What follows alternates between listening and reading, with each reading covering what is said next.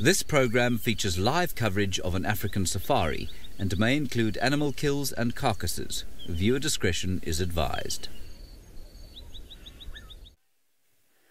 What a beautiful afternoon. You can see here we have got the blue wildebeest just at the background there who are now going to drink. And apart from the wildebeest, some other animals, big animals, I can see them approaching from far. Good afternoon and welcome to the beginning of the game drive you have long been waiting for. I am Sydney Fumurani Mikosi and I'm traveling with Craig, who is my camera operator this afternoon. I am going to be looking for the interesting animals, specifically the cats. But when coming across the big ones, such as the elephants and other big animals, we are going to stop and have a discussion. For in case if you want to be part of our discussion, you can follow us on Twitter, #SafariLive. You can also follow us on YouTube chat stream.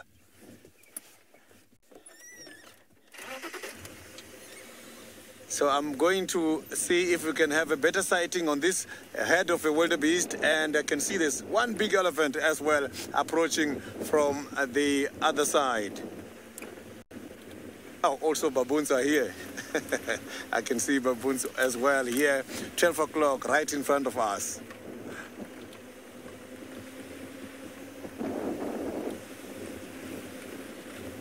Oh, it looks like it's an amazing sighting there because there's a lot of wildebeest just by the open space.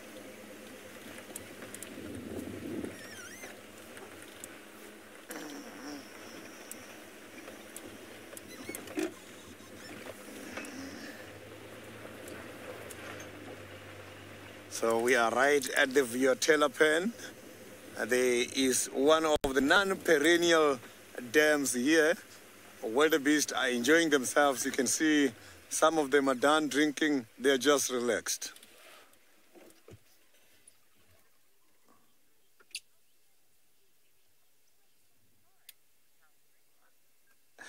Call 6, I am so very much worried about the lack of dung beetles in the area for a while. I have been looking for the dung beetles here every day and I'm not winning. I am not too sure what is happening. Maybe the dung beetles are now just after the elephants and they are concentrating where there is densely population of elephants as well as the buffaloes, as they like to eat those droppings a lot. So you can see now I have got the wildebeest. These wildebeest, if you look at them from a distance, you will see they've got a lot of stripes. Today we can clearly see that the blue wildebeest, they are indeed striped wildebeest. You can see just by the side of the head, the stripes are very much clear at the moment, which is where the name brindle gnus is coming from, as brindle is a term which means the stripes. So I'm not seeing any of the zebras around here. I know the wildebeest are always associated with the animals such as zebras due to their poor eyesight, as the zebras has got good eyesight, and which is a good relationship because when it comes to the predators, they can easily warn each other. Wildebeest have got good sense of smell, and zebras, they don't have good sense of smell. It means both these two has got a mutualistic relationship. They are both getting benefit from feeding together.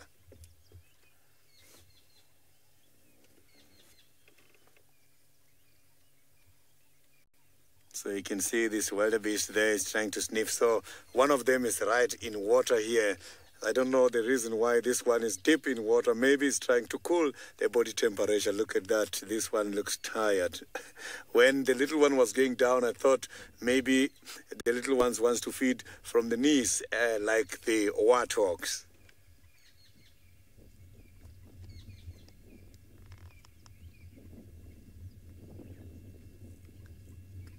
So it's nice and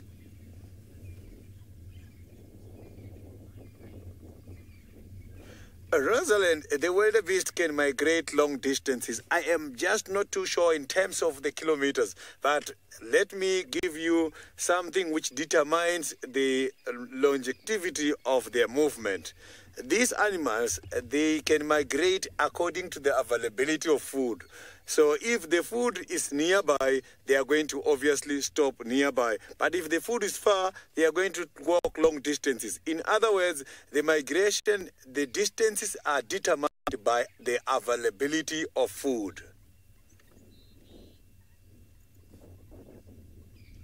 So this is normal. Here by the Juma Game Reserve and other areas as well, wildebeest, when they're walking, you will see they normally walk and they keep changing according to the availability of food. Now, let's go to Taylor, who's got a beautiful cat.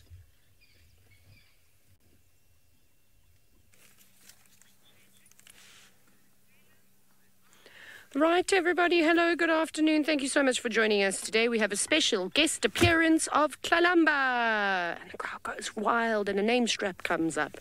No, it doesn't. Off she goes. She's had a drink. This is a great start. Shall I tell everybody who I am, Senzo? What do you think? We'll do a very quick introduction. Hello, everybody. My name is Taylor Jane McCurdy, and on camera with me today is Senzo. Did you get all of that? Right.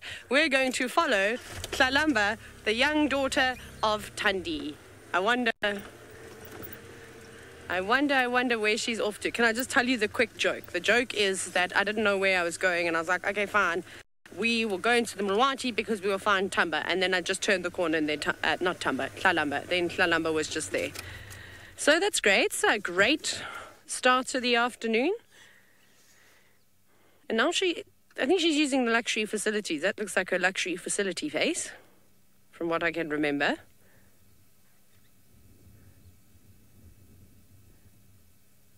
I can't hear any animals, so I thought I heard something in the distance, like maybe a herd of elephants, but that's not the case at all.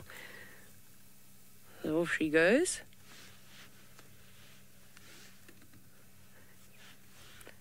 Just waddling down the road.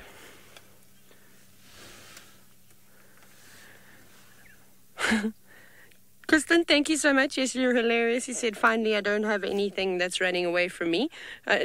No, for a change. This morning, if you watched the sunrise safari, it was a disaster because I couldn't find any animals. And I went up to Buffelshoek Dam because Jamie, well, she said to me, there's mating leopards here. And she had a great sighting of them. I couldn't even get that right. So they ran away from me. So you're just walking past another mud wallow now. She didn't even care for the doves. Did you see that? She showed no interest whatsoever. Let's go and see where she goes to, I suppose. This is going to be fantastic. Well, I'm hoping that this is going to be fantastic. I was actually going to Chitwa, but we're going to go via the Mulwati. Look at those doves. Can I just one moment, we have to appreciate the two doves that... Well, I suppose they survived, didn't they? They had a near-death encounter of a leopard, and all they wanted to do was just come down to have a drink of water. Okay, lovely. Showing all the animals now while we have them before they decide to run away from me again. Tlalamba's not going particularly fast up the road. You can't see her now, but she's kind of just around the bend. She's actually moving very quickly. I don't know where she's off to. She's got her ears pricked forward and she seems to know exactly where she's going. Is she going towards Hukumori? I don't know. We'll wait and see. Right, Sydney, however, has not got such a small animal in front of him. He's got a rather large one and it's walking quite close by.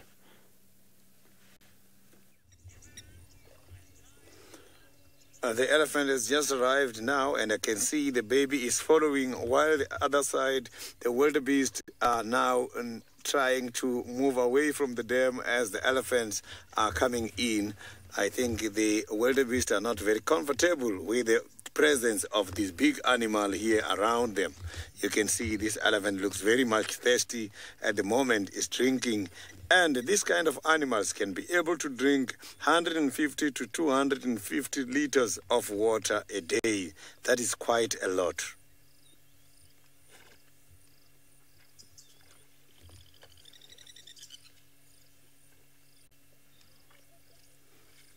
So the sun is getting hot at the moment. Maybe after drinking, they might display some of the mud wallowing.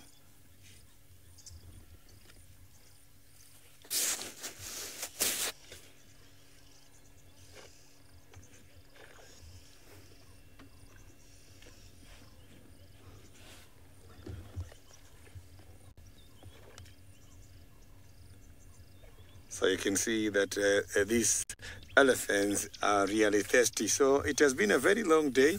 The elephants can be able to drink up to 18 hours. They can be able to feed up to 18 hours a day.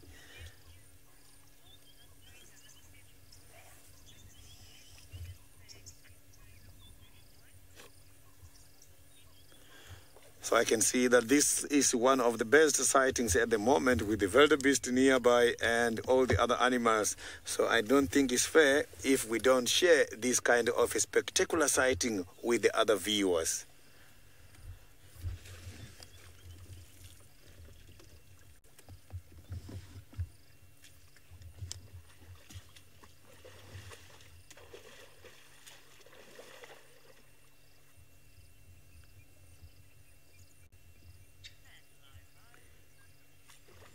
What a beautiful sighting, and welcome to the beginning of our very special sighting. I am Sydney Fumurani Mikosi, and I'm coming to you live from the western side of the Greater Kruger National Park here in South Africa, Sabi Sands Juma Game Reserve. I'm just not far away from the Viotella pen. Here I have got this very beautiful sighting of the elephants who are trying to have a drink at the moment, while the wildebeest are watching as the wildebeest got here first.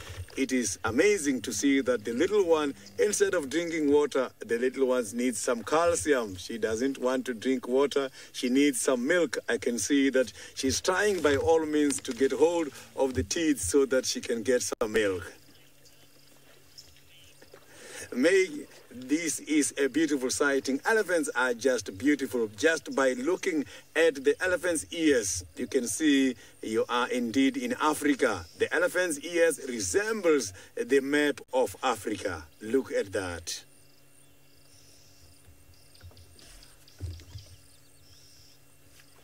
So the little ones must have to be drinking milk a lot.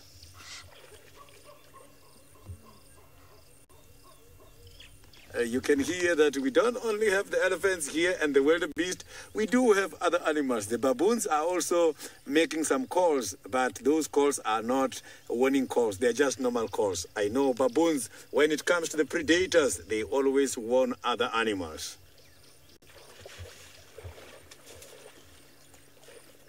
So the baby elephant is going to be here until they are about 18 years is when they are going to be chased away. Janet, by looking at the size of that baby, I think the baby might be going somewhere between 2 and 3 years. Remember, the elephants got to nest these little ones until they are between 3 and 4. And after that, they will be part of the very same herd. But when they get to 16 to 18 years is when the little ones are going to be independent completely. So here, the mother has to nest the little one and teach the little ones all the manners. Elephants, they have to be feeding and make use of the trunk, and in order to use the trunk while they're still very young, they must have to go through a certain training from the adults to know how to utilize the trunk.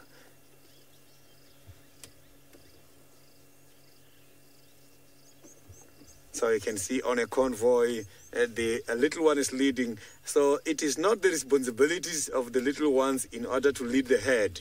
What we are seeing there is not normal. Normally, the head of elephants is headed by a matriarch, which is normally the oldest female, is the one who is responsible of a decision making as to where we are going, what time are we going to be back here, and which directions are we going to feed this afternoon.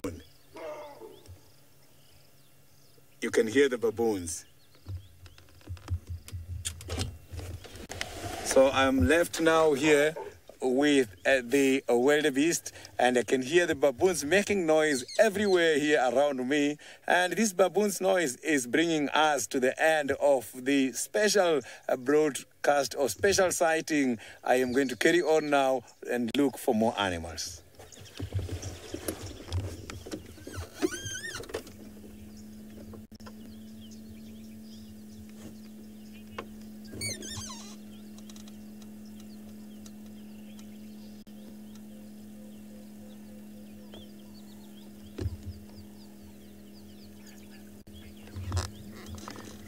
So you can see that the wildebeest were just giving the largest land mammal a chance to come and drink. Now they are back again, right on their feet. They are still watching the largest land mammal moving away from this waterhole.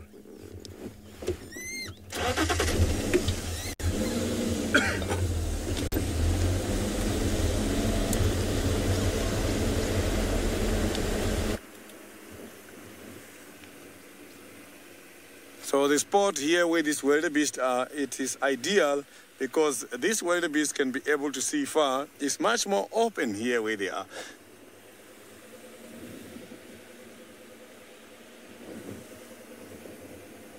You can see some baboons here.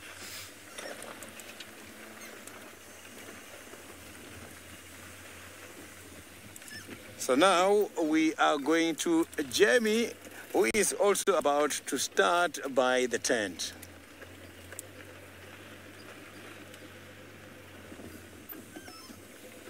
Awesome. It's something that I've really missed since I've got back is a wonderful sighting of Sydney, or not a wonderful sighting of Sydney, a sighting of elephants drinking. I'm sorry, something bit me on the side of the nose as we went live, and now my left eye is watering so badly, and I can't see something, but I don't know what it was. Ow!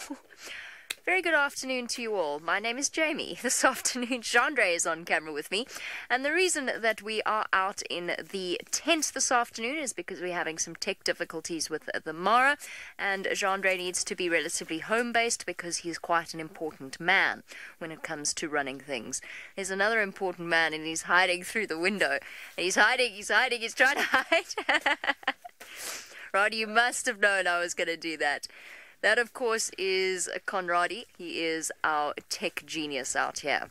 Now, the most exciting thing about this afternoon's events, well, for me at least, Jean-Dre wasn't as excited as I was because he's already seen this, is the return of the Mapani bees. I'm so happy. I really hope James knows about this because I really feel like it will bring him so much joy. Look at them. They've got an even bigger entrance tunnel to their skull than they've ever had before. That is incredibly disconcerting, watching myself 10 seconds ago in the background. But anyway, nevertheless, they are the Mapani bees, and they have returned in numbers greater than ever before. This is an absolute joy to sit and watch as they come streaming out of their little waxy entrance tunnel. Or exit tunnel, I suppose. It goes both ways. Sorry, Jean-Dre. Put my foot in the way. Isn't this absolutely beautiful? So for the last, I don't know, when did we first spot the Mapani bees? 2 years or so ago, I would say. Whenever we set this tent up, the Mapani bees have been a constant feature of our lives, and I was truly devastated when I saw the entrance tunnel was broken and looked deserted and devoid of life. And it was like that for a very long time. Jean-Dre, that is stunning. What an absolutely beautiful view. Now, right now, what they're doing in their little hive is creating what is said to be the sweetest honey of all bees.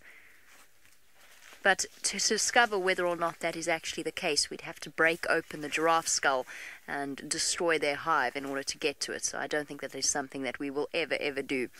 We also know that these particular bees are attracted to sweat. So if by the end of the afternoon they are buzzing all over us, then you'll know exactly why.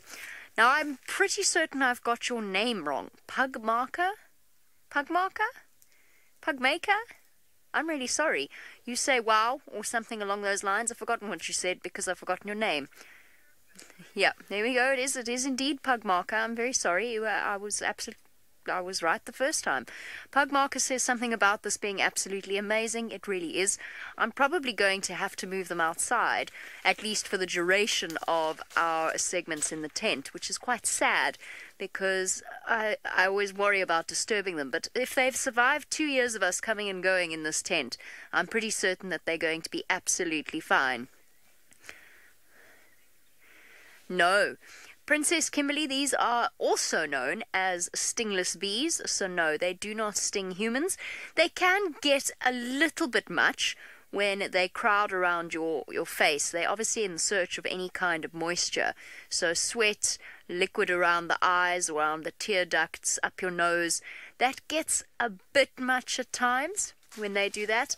And what you find is if you accidentally squash one, which I'm afraid to say does happen, because they, you do that and all of a sudden there's a squished little mapani bee, it actually attracts the rest of them and they all swarm towards you. So that while they don't bite, they can get a little bit irritating, which is why I think I'm going probably to avoid that accidental squashing of a mapani bee. I'm going to move this outside for the duration. I, of course, have that option available to me. Sydney's out battling the elements, of course, including the mapani bees.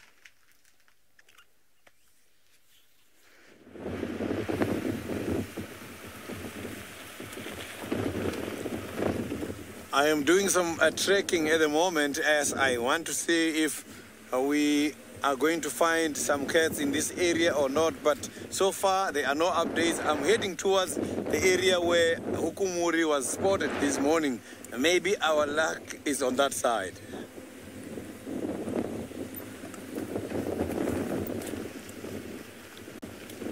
So here around Central is very much quiet. Maybe Hukumuri is not done with the porcupine he was seen having this morning.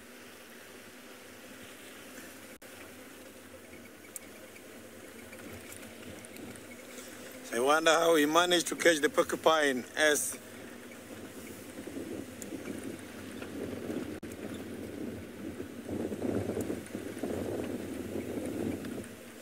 James, there are no updates at all with regards to Tingana and the new girlfriend. Tingana has been introducing a lot of girlfriends to us here, unknown girlfriends. He knows where to find them. But so far there are no updates with regards to his whereabouts together with his girlfriend. So I was saying, Hukumuri, I don't know how he managed to catch the porcupine, as hunting a porcupine can be a very serious mission. I was once on a sighting where a leopard failed to catch a porcupine. This porcupine was very clever. When the leopard was coming, the porcupine was reversing and the leopard was going back.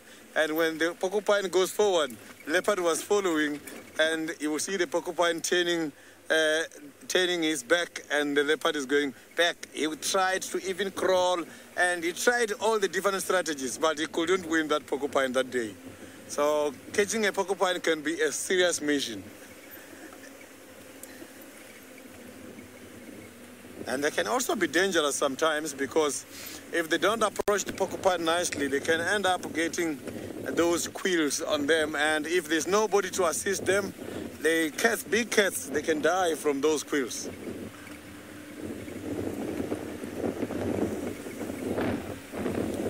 So it's a very serious protective armor.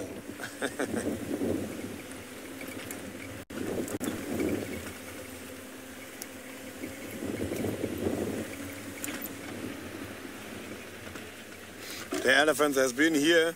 It looks like it has been quite a lot of elephants. So here where I am, the bush is changing. I can see already the grass is reaching the final stage of development. The grass are on their climax stage now. They are starting to get dry, some of them, so the sun is too much. So when the grass is getting dry now, by the beginning of March, you can see that when May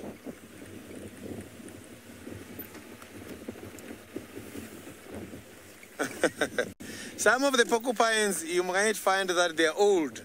And when getting old, because of fighting and encountering quite a lot of challenges, they lose the quills. And you find that they don't have a lot of quills anymore. What I have seen the leopard trying to do that day is they try by all means and get an area which does not have quills. That is where they capitalize to catch these porcupines. If not that, they try to see if they can have an opportunity to turn the porcupine so that they can catch them. So, but the leopard has to be very hungry to go after the porcupine. I don't think a leopard which has got quite a lot of food can get quite a lot of motivation to go after the porcupine.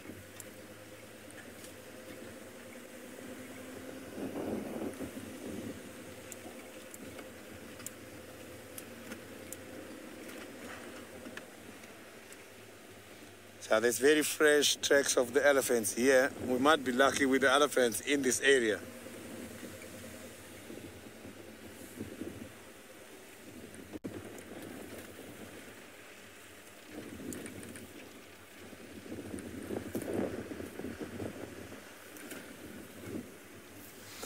Paul, the animals are also very much unpredictable. And I will give you a very good example. Maybe this is something you have heard before. Not long time ago, we have witnessed a female leopard which was killed by Tingana. So Hukumuri and Kalamba, their interaction, they can be very much unpredictable.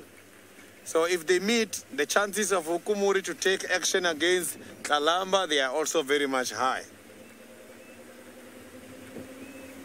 So normally, we see the females fighting the same sex, and we see the males against the same sex. But it is very much rare to find that a male is killing a female. So that is why it's important sometimes to consider the behavior of animals we are seeing rather than just focusing on the textbooks, because the textbooks sometimes they do contradict what we are seeing here out in the world. So sometimes we talk about what we are witnessing, which is completely different from what we are reading on these different manuals we are studying most of the time. So there is quite a lot of things that are not yet discovered on these animals. And some of these discoveries, because we are spending much time with these animals, we see things which are totally unusual.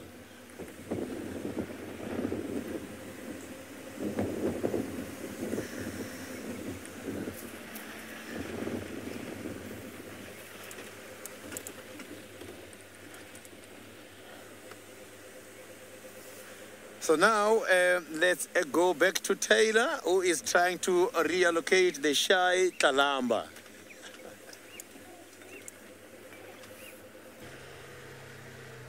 Hello everybody, hello. We're searching. Kalamba went into the Mulwati, which we then followed her for a while, and then she just went up a steep bank like this and jumped up on top and came out somewhere here, but now I don't know where she's gone, and I'm trying to see if I can find tracks. She was making strange sounds. I don't know what she was doing, if she heard somebody. So sorry, I'm just going to very quickly focus on the road just to see if I don't miss any footprints. I'm going to go back down. I don't know, I'm sure she's going in the direction of Twin Dams, that watering hole itself. And she didn't come up here. Okay, we need to turn around.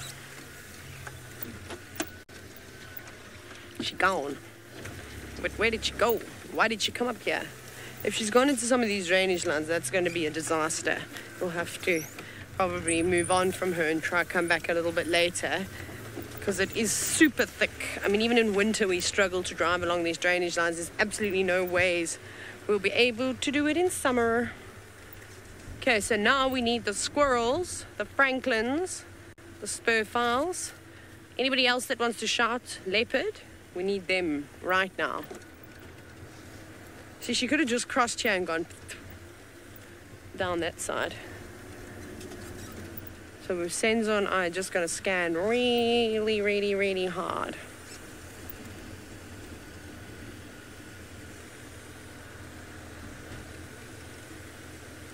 Wonderful.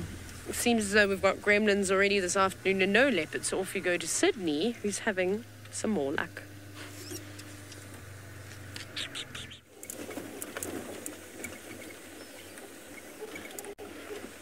Apologies for the inconveniences due to some bad signals. The bush is still very much thick. We are still here at the rainy season. The bush is excited, and we cannot blame the bush for that, because this bush, when it's looking nutritious and growing big, is benefits for quite a lot of animals. So now I am heading much more towards the treehouse dam. After treehouse dam, I'm going to where Hukumuri was spotted. I'm just hoping he's going to come and drink there by the treehouse dam. But I know next to the hyena den, there's also some other waters there where he can also have a drink, because animals don't mind water from the potholes.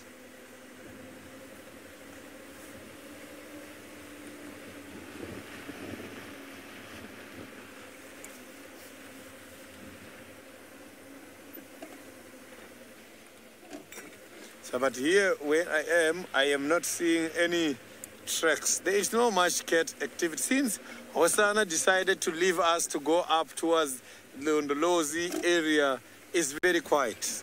Even Tingana is not around. So there's no much leopard tracks here.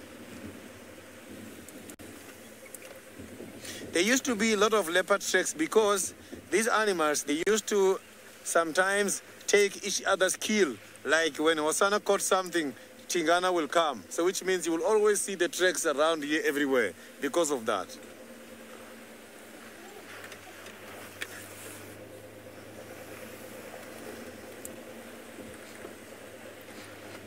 So here I can pick up a very, very nice bush. Something very important here in the bush is that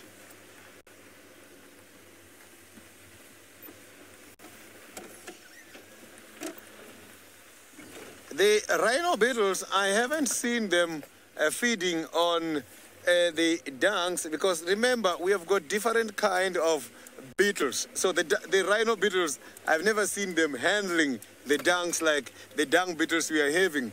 But if you look at the structure of the rhino beetle and look at the structure of the dung beetle, you will see that the equipments are not the same.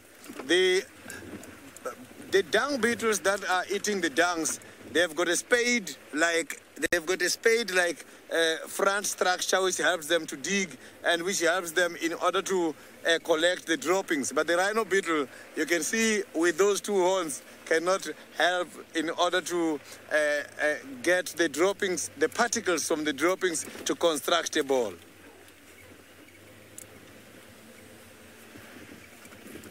So the rhino beetles are so very much beautiful. They are good-looking beetles, but I like the dung beetles.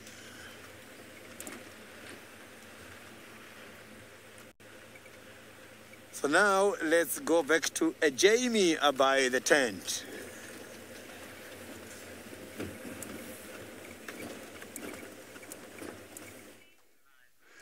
I feel a little bit like an odd Disney princess in a way with all these Mopani bees around me. I took the skull outside and then felt so guilty that we brought it back in again because all the Mopani bees looked so lost and distraught that we felt bad. So we've put it back where it was so that they can come in and out. So if you see us surrounded by Mopani bees, that's why. And I've just got to hope that none of them land on me and I don't, forget and accidentally, squash one. We also, this tent has actually become something of an ecosystem in its own way. We have an entire family of geckos. As you know, what are they called again? Button spiders made it a home at one point. There we go. There's a striped skink wandering along up the top of the tent. We've had an eastern tiger snake slithering around at some point or another. Although it's largely the geckos and the lizards and the skinks that enjoy their time here. I'm sure there's a whole host of other spiders that we haven't really noticed. But perhaps the most distressing is what's happened underneath the tent. Now, a couple of weeks ago we thought we'd had quite a big rain and we thought that perhaps the floor of the tent had washed away. When we compacted it and put it all back together again, and the next day it was uneven once more, we realized that there had to be another explanation to this, although Steph and I had something of a disagreement about this because he was convinced it was water, I was convinced otherwise. Anyway, it turns out that an entire family of rodents has moved in underneath the tent, and as a result we now have large holes in the form of tunnels that move all the way through the floor of the tent. Meaning that if Gendre falls over, it's probably not his fault, at least in this particular case. Or if the chair goes over backwards, exactly, beautifully demonstrated, thank you, Gendre. It is because there's a family of rodents that persists in excavating underneath our tent. We haven't quite figured out exactly what it is we're going to do about it. But while we sort of problem solve and brainstorm that, we see amazing things on our live safaris. We see lions, we see leopards, we see elephants drinking, we see all sorts of birds. But the truth is, what we really want to show you, and I know what you get really excited about, is grass. Now, we try and meter out the chats that we have about grass because sometimes it gets so overwhelmingly exciting that people actually can't take it, and sometimes we get reports of viewers fainting when we overdo the grass segments. But today we're going to take that risk because the dry season is approaching. The flowers, or not the flowers, but the breeding parts of the plants of the grass, the breeding parts of the grasses, also known as the inflorescences, are in full bloom right now, but they're starting to dry out, meaning that our opportunity to tell you all about grasses is relatively limited, because once they disappear, then I have to tell you there's not one among us who can tell the difference between one species of grass and another. It is only at this time of year. So then I was thinking, when we have a whole host of different grasses here, what shall we do with them? How can we make this slightly more exciting? And I thought, well, I do know that some of you would really love the opportunity to demonstrate, and note I use the word demonstrate and not show off, just how much you've learned from our live safaris over the number of years that you've been watching. Some of you actually astound us with your knowledge, and I often find myself gobsmacked with my jaw hitting the floor when you can answer some of the questions that we put to you and find out information that gives us an example of your true abilities as researchers. So, oh dear, we're having a minor crisis here. It's falling apart. Oops, now I've thrown a tortoiseshell across the room. So, here's what the idea is. Every segment, and we might do other stuff as well, never fear, because I wouldn't want any of you to get overwhelmed by the power of grasses and find yourselves too excited. Nature Girl says, wait, let her take her heart pills before the start of this grass segment. Maybe take 2, just in case. You never know. All right, we're going to do a lot of grasses, so prepare yourselves. Take a deep breath. Get yourself a fan. Perhaps, maybe have a cup of tea, nice and sweet, with plenty of sugar. Sugar, of course, comes from a grass. We're going to do a quiz on each and every single segment that we do. That is going to make Emma's job extraordinarily enjoyable and Final Control. I think she's in D2, so she's going to be sifting through all of your answers. First up is the easiest of all of them. I'm not going to tell you what it is, and I will only tell you what each grass species is in the next segment that I do. How does that sound? So we're going to have a look at it. First, you're going to see the inflorescence. And then I'm going to put it under the microscope, because I have a microscope. And as you know, you cannot let me loose with a microscope without being forced to endure endless amounts of discussion about just how extraordinary nature is. Oh, Jamie's focus is appalling. There you go.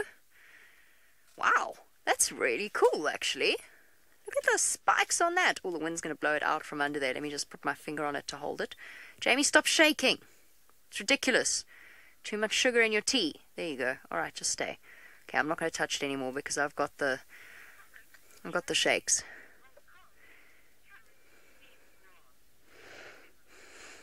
Joy in Hong Kong is already on it. She's already given the answer. I'm going to hold off. Well, mind you, you've just seen, most of you using Twitter will have seen Joy in Hong Kong's answer, or using YouTube. I think Joy uses YouTube. So you will have seen her answer already. Okay, so I didn't think that through, because I was going to say I'm not going to give the answer until some more of you have had a chance to think about it and perhaps give it. But let's go, because Joy has absolutely spot on told us what it is. It is our worst type of grass. We hate this grass. Okay, and you therefore have to hate this grass as well. This is carrot seed grass indeed. And do you think I can remember what the Latin name is? You'd think I would, wouldn't you? Well, you would be mistaken. Besides, I have a rule when I present these live safaris. I have a rule that I don't break out a Latin name unless I can tell you something interesting about what the Latin name means. Otherwise, I think it really is just pointless, just listing Latin names at people. People are never going to remember it, and you're only doing it to make yourself look good. James says that's his favorite grass. Is it because it irritates us? Is that purely out of badness? It's your favorite grass because it's the one that gives us the least joy. You see, the thing is you saw those spikes on that seed. Now, that, of course, is a very, very efficient method of seed dispersal. That is, of course, provided it ever comes off again, which when they get stuck in our socks, they don't. Yes, Monique, exactly. It ruins socks. Unless you have the patience of an absolute saint, if you walk through a patch of this, and it doesn't, it's not just one little piece sticking up out of the ground. If you walk through a patch of this, you will find yourself absolutely covered in these grass seeds, and they don't go anywhere. I suppose if you have hair, if you look at fur, perhaps it's more efficient because it doesn't stick quite as seriously. I'm going to hate myself for this. I don't know. There you go, look. It's also wet, so...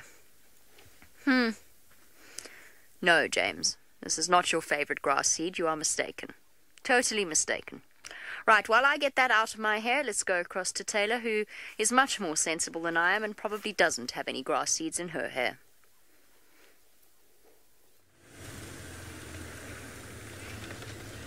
Jamie, what on earth have you put in your hair? Also, everybody, if you didn't notice, Jamie has taken over the role of entertainer for this safari. Thank you, Jamie. I had to do it this morning, but I'm so thankful to be relieved of duty. So now, I will be serious safari Taylor. I don't know if my eyebrows moved. I think my cheeks just moved there. I don't know where Tlalamba is. Tlalamba, come back! Tlalamba! There's a go-away bird. Tell me, where is it? Where's the leopard? Is she there? I'm coming for you, Tlalamba. I'm going to catch you now by the tail, making me drive around in circles. And she's probably just been sitting there the whole time, too. So this car's going to go conk just now because it's going to come out of... You see? Told you. Just pops out of 4x4 all the time. If she's in this tree, she's going to get in big trouble. Been driving around in circles.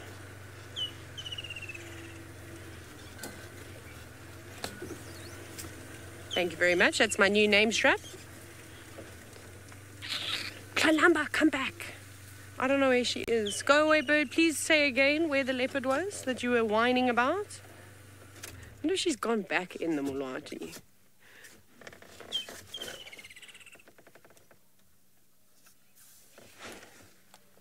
I don't know. What do you think, Senzo? Says the go away bird. Where is she? So she ran up here, which is crazy. It's super steep. I don't want to get out because I will just flush her out and upset her and then she'll run away. I don't want to do that. She could have, knowing this leopard, she could have run up and then run back down. Senzo, back into the Mulati. Yeah. She's making me work and we're not even halfway through the safari yet. That bird calling, Nina, is a woodland kingfisher. Nina, who's directing today, said there was nice ambient from that bird. So I thought I'd better tell you all and Nina what that bird actually is. We're going to hit a log now. Hold on. Please. Yeah. Up we go. This is a small one. I'm dramatic, in case you haven't noticed. Casual reverse. Reverse-a-rooski.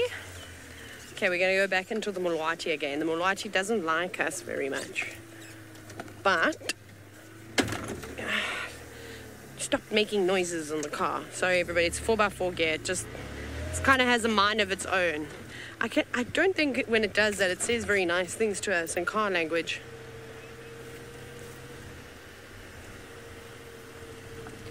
Nora, I'll have you know I can be very serious. Very, very serious. Thank you very much. You must stand up in my vehicle. You must call the animal. You must go like this to a lion. Then watch how serious I get.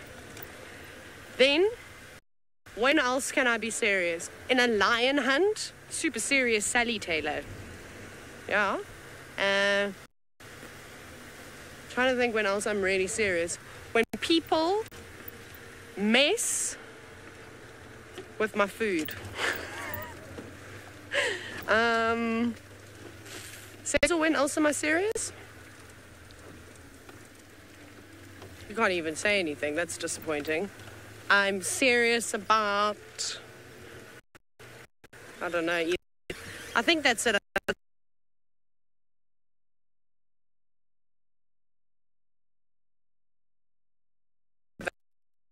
would guess what other things I'm serious about. I'm serious about petting dogs. I'm serious about... I don't know.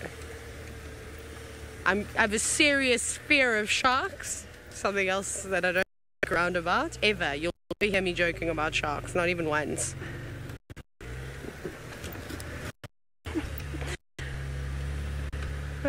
So she was here. This is what we have. She's now gone, obviously. She chased some spur fowl. She had her old footprints all day.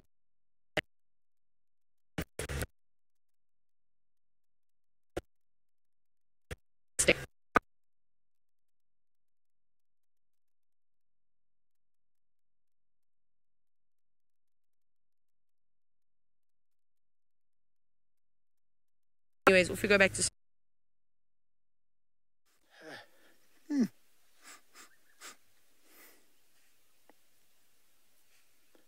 I have got my favorite animals at the moment. Some of them are underneath here. I can just see the movement of these dungs. One is here. You can see another one is there. Oh, here's the movement. You can see that they are busy now doing some constructions. So a lot of holes are showing that a lot of balls has been developed and has been taken away to the burial site. So this is amazing. Insects, they are busy doing their job. But apart from the insects, I want to tell you something today.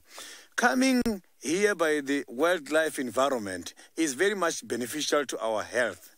These trees, I know a lot of people don't take trees into consideration. They only think about game viewing, and they think game viewing is the only one which plays an important part when it comes to the relief of the stress level. So today, I want to share something with you. Coming to the bush like this helps in order to boost the immune system, and it also helps in order to lower the blood pressure. Again, those with surgeries can easily quickly recover. What happens here is that these trees that we are seeing here, when they are breathing, they give off some of the chemicals, such as phytoncides. The phytoncides are the chemicals given by the trees in order to fight diseases and to fight the insects. When we inhale those phytoncides, they then help us because they do boost our immune system via the blood cells. And they also give what is called a natural killer. This natural killer kills what is called the affected viruses. So the viruses that are affecting the body cells, they get killed by these natural killers. So you can see that when you are coming to the bush, you are going to get quite a lot of benefit. Apart from game viewing, you are going to have quite a lot of health benefits. So now I want to remind you that the Wild Earth expeditions, they are now, the website is now open, and the bookings, they are going to be up and running as from the 17th of March. So you can come and gain some health benefits here in the wild. I am going to see if we can find Hukumuri now.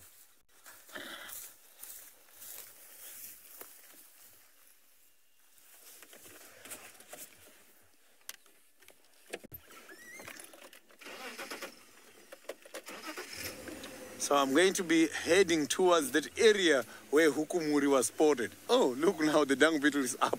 It's leaving. Just after I left there, the dung beetle is leaving. You can see there's dung beetle pushing the ball.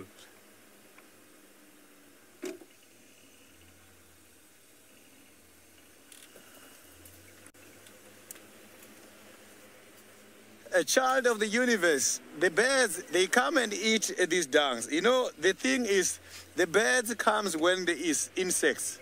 Normally, the elephant dungs, when they're getting dry, the material consisting the elephant dung attract the termites. And the termites come in order to eat that fiber. When they come is when the birds will come and disperse and open the elephant dung so that they can get hold of the insects in there. So the birds, they get benefit because the droppings attract insects. Sometimes when they are fresh as well, you will see the guinea fowls coming and dispersing. Even the hornbills, they also go there and disperse to try and get hold of the insects.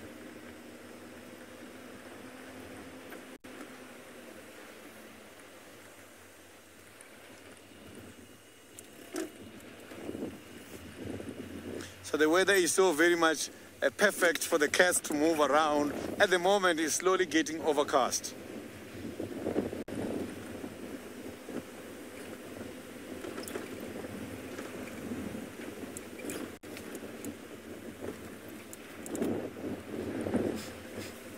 You can see that every day I don't work. I am just doing the forest bath. So that is why every day you can see that I am always happy, because I am in the wild whereby I am gaining quite a lot of health benefits. And this, what I'm doing, this job, it is a forest bath job.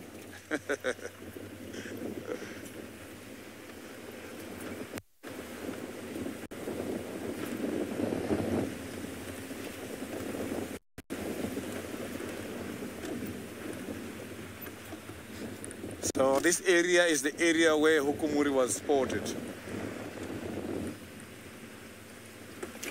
So now let's go back to Taylor, who is still searching.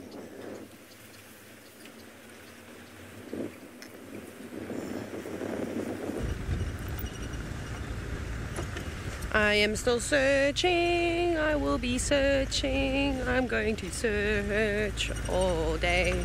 Yay! So we're going to head to Chitwa now. I've given up on Tlalamba. That's all the time. It's all of my time that she deserves, because she was rude and she just decided to pull a tundi on us. She's really acting like her mother right now, who disappears on us all the time. But maybe we'll be lucky enough to find her a little bit later. That's the plan. So I think we're going to go towards Chitwa airstrip first. What is running here? So we're going to head down that way. Oh, it was baboons. I couldn't work out what was going on the road. There was lots of tracks. But the bobos were here. They were playing about on the, very dangerously on Gowrie Main.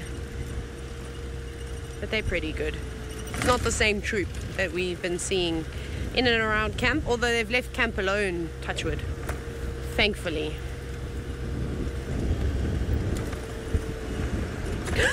Is that Wilbur? This is serious now, hey? Serious. Check there. Check that water, just chilling in the mud. Now, for those of you who've been watching SafariLive for a long time, you will know that there's my favorite warthog in the whole wide world, and his name is Wilbur. And he lives at JC Brinkpan, and he's missing half of his tail. And this looks like an old warthog too. So the only way we'll find out if this is Wilbur the warthog and if his legacy lives on is if he stands up. Will the real slim warthog please stand up? I thought that was going to work. It wasn't though. Huh. And the oxpecker does not seem... Please be Wilbur. No, it's not Wilbur. It's an imposter. It's a new Wilbur. It's Warren. This is... It's not his brother. This warthog here has pushed out Wilbur. This is Warren the warthog now. I'm very upset right now, because this kind of confirms that Wilbur no longer lives. That Warren has now taken over Gwen's old burrow. This is very upsetting. He's not as impressive as Wilbur. That makes me really sad, but it isn't often that we get to spend some time with a warthog. So, even though we don't really like this fella, we'll just watch him waddle away. You can come back, it's fine, you can take this place. You've obviously fought him off. You win, you deserve it. May, you know what, in comparison to Wilbur, this is a small warthog. This is the smallest male warthog I've ever seen in my life. But that's just because I really liked Wilbur a lot, and we had a really close relationship where he would do funny things when I was around, like slide around in the mud, or chase other warthog boars away, or get frisky with the females. You know, he would do cool things. We had an understanding.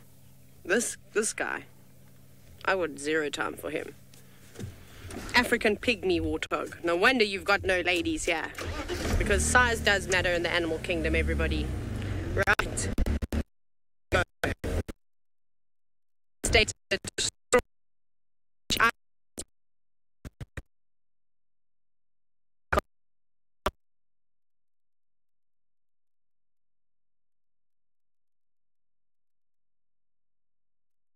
Maybe wild dogs will be scattered out on the airstrip, or what else? Good of elephants dust.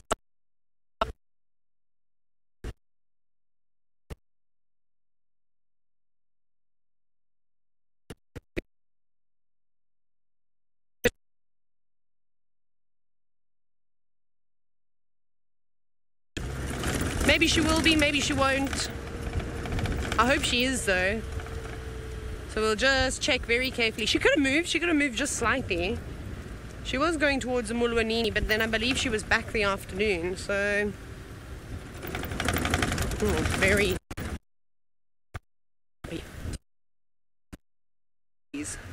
Okay, Senzo's also on spotting duty, so please, we apologize if a camera veers off and goes somewhere else. It's because we're trying to find you a leopard. If I veer off the road, it's for the same reason. Let's check. Sometimes you have to look again to refresh your eyes. Oh, sorry everybody. You probably wouldn't have got any of my jokes because the gremlins were here and they attacked my feed. And then couldn't hear what I was saying. Don't worry, they probably weren't that funny anyways. Okay, we're coming up to our favorite spots now. The only problem is there's so many Marudichi. She could be in any one of them. I'm even gonna, you know what, we're gonna first gear it. That's how slowly we're gonna go here to make sure we don't miss anything. I saw kudu very far in the bushes. I'm just gonna shout out all the things that I see. Lions, some martial eagle. I'm just we'd stop and look at them. Don't panic. I mean, if she isn't that big one, that'd be great, but she's not. Okay, so she's not in the trees that she was in. When was it, Senzo? Not yesterday. Morning, day before that. I hope she hasn't vacated this area. It was nice seeing her every single day. She's not up in these trees.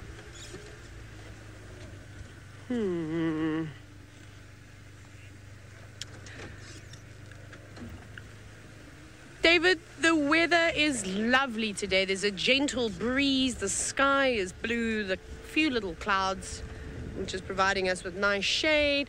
The temperature, it's not too hot.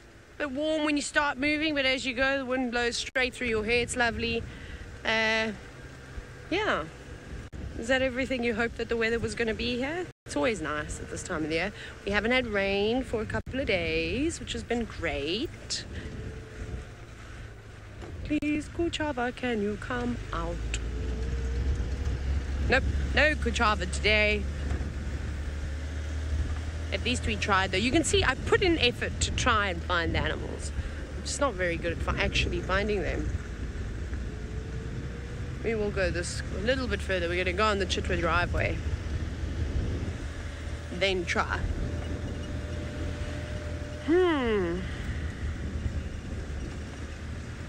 Wonderful. Now, I know Sydney said he's still searching. I don't know if he's going to Hukamori, but I know that Rexon has located. No? Okay, never mind. I'm not sending you anywhere. I've got cancelled. Cancel. Axed. But you can tell Sydney that Rexon has located Hukamori. He doesn't even need to search. He's just got to respond. Then we're going to turn in here.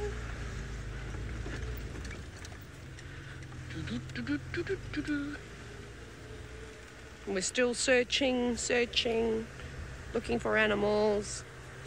We'll see what's happening at the dam maybe a little bit later. I heard stories about Sibuya down south, so we might see if we can't get a long-range view of Sibuya.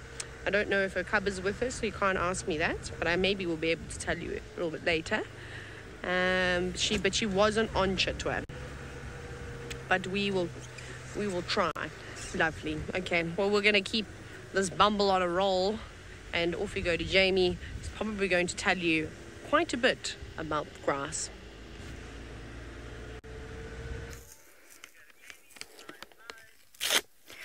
So what I'm doing now is, because I like to leave things for the next generation of SafariLive presenters. That doesn't mean I'm leaving. It just means that I'm not going to be in the tent the next time we do a tent segment. So I like to leave my mark for a couple of reasons. One, of course, it's very educational. And two, I like to show that I actually went above and beyond and made an effort during my tent segments. So I'm making a little chart, and it's going to be labeled as we go through these grasses. Of course, you know what's going to happen by the time somebody gets in here. That was terribly done. You know how difficult it is to actually get tape right when you're being watched this way. So there we go. I don't have glitter with me, unfortunately. Nina would like to know where my glitter is. I don't have glitter, but I do feel that that would add an extra sparkle to a grass chart. But as discussed prior to this particular conversation, there's only so much excitement that people can actually take. And by adding glitter to grass, I actually think it might be a little bit too much. But I hope that you've had a chance to get your heart rate back down to normal. And now you are prepared for the next exciting grass segment. So, as you've noticed, oh no, you haven't noticed because it's flown out from under the microscope. I have put another grass under the microscope for you. There you go. We'll start by looking at it. Oh my word. Under the microscope. Come on, Jamie. There we go. It is an absolutely beautiful grass when you look at it this way. And I must say, the microscope adds a sort of dimension that it might otherwise be lacking in our lives. You can really get grips to the contrast, or get to grips with the contrast of colours between the green and the purple little hair-like projections extending from the base of the grass seed, which I assume, when ripe, would do the same thing that the carrot seed hooks would do in terms of attaching them to something, perhaps even act for wind dispersal. But at the moment, this one's not ready yet when it comes to the production of seeds, because as you can see, the grass has actually still got flowers attached right at the base there, so it's still producing pollen and allowing fertilization by pollen. So you can see the little brown bits are the dead flowers, and the little white bits are the live pollinating flowers. So there you go. Of course, very, very important to us. Mostly pollinated, most likely, this plant by, I don't know actually, insects maybe? Doesn't look like it's fertilized by wind pollination. Maybe a little bit by wind pollination. I don't know. So, there we go. Your next grass to answer for me. Which grass is this? It is about the size of my palm in terms of the length of the inflorescence. The inflorescence, by the way, when we talk about the inflorescence, we're talking about the part of the plant that is involved in its breeding cycle. So not the leaf, not the stalk, just this bit. And that, I find, I'm no grass expert, as you may or may not have noticed, but I found that that's the most identifiable. Flying Adventures, Access Flying Adventures, something along those lines, has answered herringbone grass. Not a bad guess, but not what this is. Interestingly enough, no, I'm not going to give you a hint at all. I was about to give away the game there. I'm not going to. No, it is not herringbone grass, but a good guess. Herringbone is one of the grasses that we do see out regularly in Djuma. It is actually, I think, one of the nicest names for a grass, the most descriptive. Muldoon is absolutely right. Foxtail or bottlebrush. What is the one I just the book's got it as a different name. I know it is bottlebrush. Cattail, that's it. Bottlebrush, cattail grass. The book has got it as cattail grass. I know it as bottlebrush grass, but that's what it is. It's got a multitude of different names. Now, there is a similarity here between these two grasses.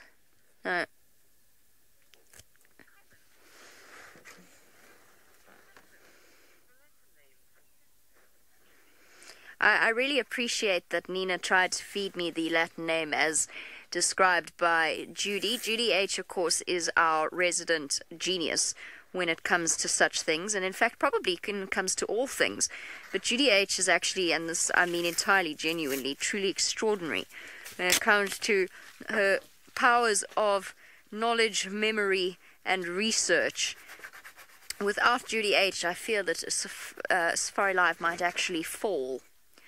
So Judy H has given us the Latin name, but Nina, I'm not going to write it down or say it until I've double-checked myself, because I fear I might make a terrible fool.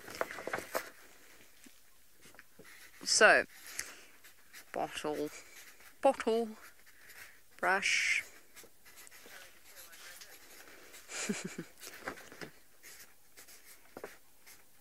Cat's tail, grass. Now, earlier on, while you were with Taylor talking about her, I must say I really did enjoy the way that Taylor said Warren. But I nearly had a deep fryer moment, and that's a true in-joke for those of you that have been watching for an extended period of time. I really nearly had a deep fryer moment. So while you think about that, off you go across to Sydney, who definitely won't know anything about deep fryers, but certainly knows a lot about searching for leopards.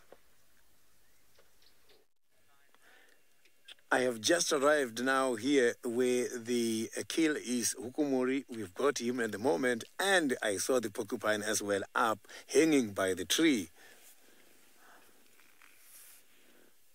You can see that is the porcupine still having quite a lot of kills. I am very happy to see how he is going to take down all those quills from that porcupine. It looks like it was a very big porcupine. Apologies, I am not alone here by the sighting. I do have some other vehicles who are enjoying this very spectacular, unusual sighting.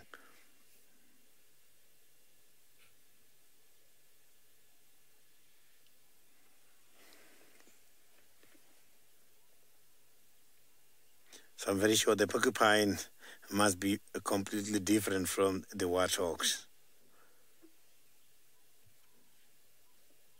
I just want to see how he's going to get rid of those quills, because I know when it comes to these other antelopes, they normally use the tongue in order to get rid of the hairs. But here, what strategy is he going to use? I can't wait to see that. Look at those very long quills. How is he going to take them off from that beautiful porcupine?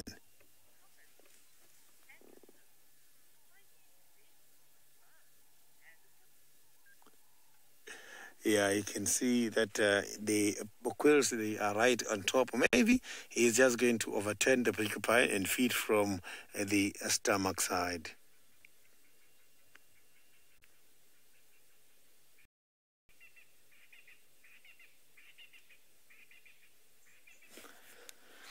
I don't think he has eaten a lot when I'm looking at the bellies.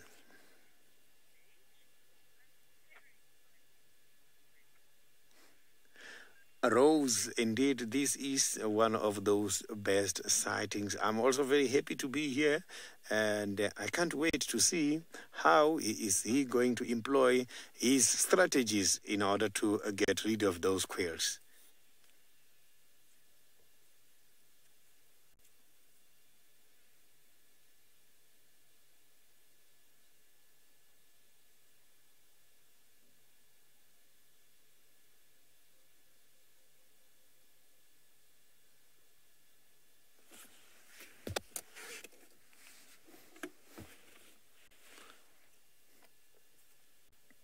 So you can see the bellies are not showing having a lot. And maybe he has been battling to get a lot to eat there. But it's normal. These kind of animals, they've got a huge responsibility because they hunt by themselves and they get tired and they don't really like it when it's too hot.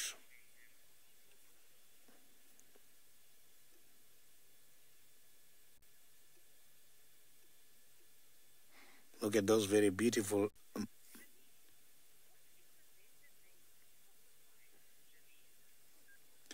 Janine, the vendor name for the porcupine is Nungu. Nungu is the porcupine. So it's N-U-N-G-U, Nungu.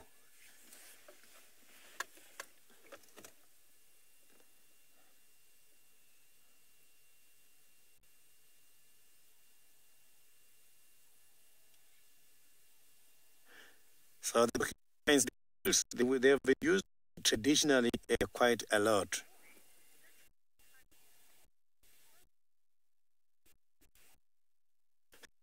And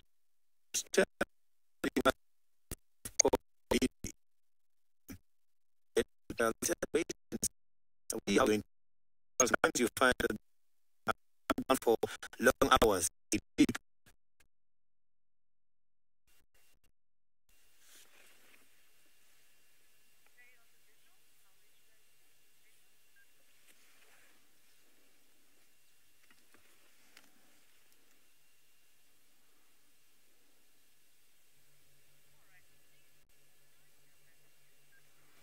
Apologies for the inconveniences. Here where we are, we have got quite a lot of overgrown bushes which are causing some of the network breakdown. But here we are still with Hukumuri. Hukumuri doesn't want to show his face this afternoon. He's just sleeping. There was a question if maybe the front foot is sore, and I was just saying I will wait until I see how is he going to move. Sometimes limping after lying down for long hours is normal when it comes to the cats. So I will just observe there thoroughly to see if there's any problems.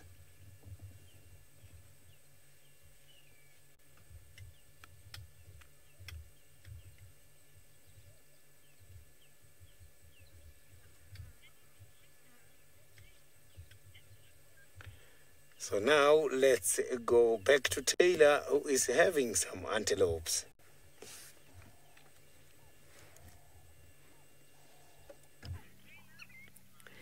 I have just counted 104 impala, and that's not even all of them. We're now at Chitto Chitto airstrip, and the joy that I have received is the gift of numbers.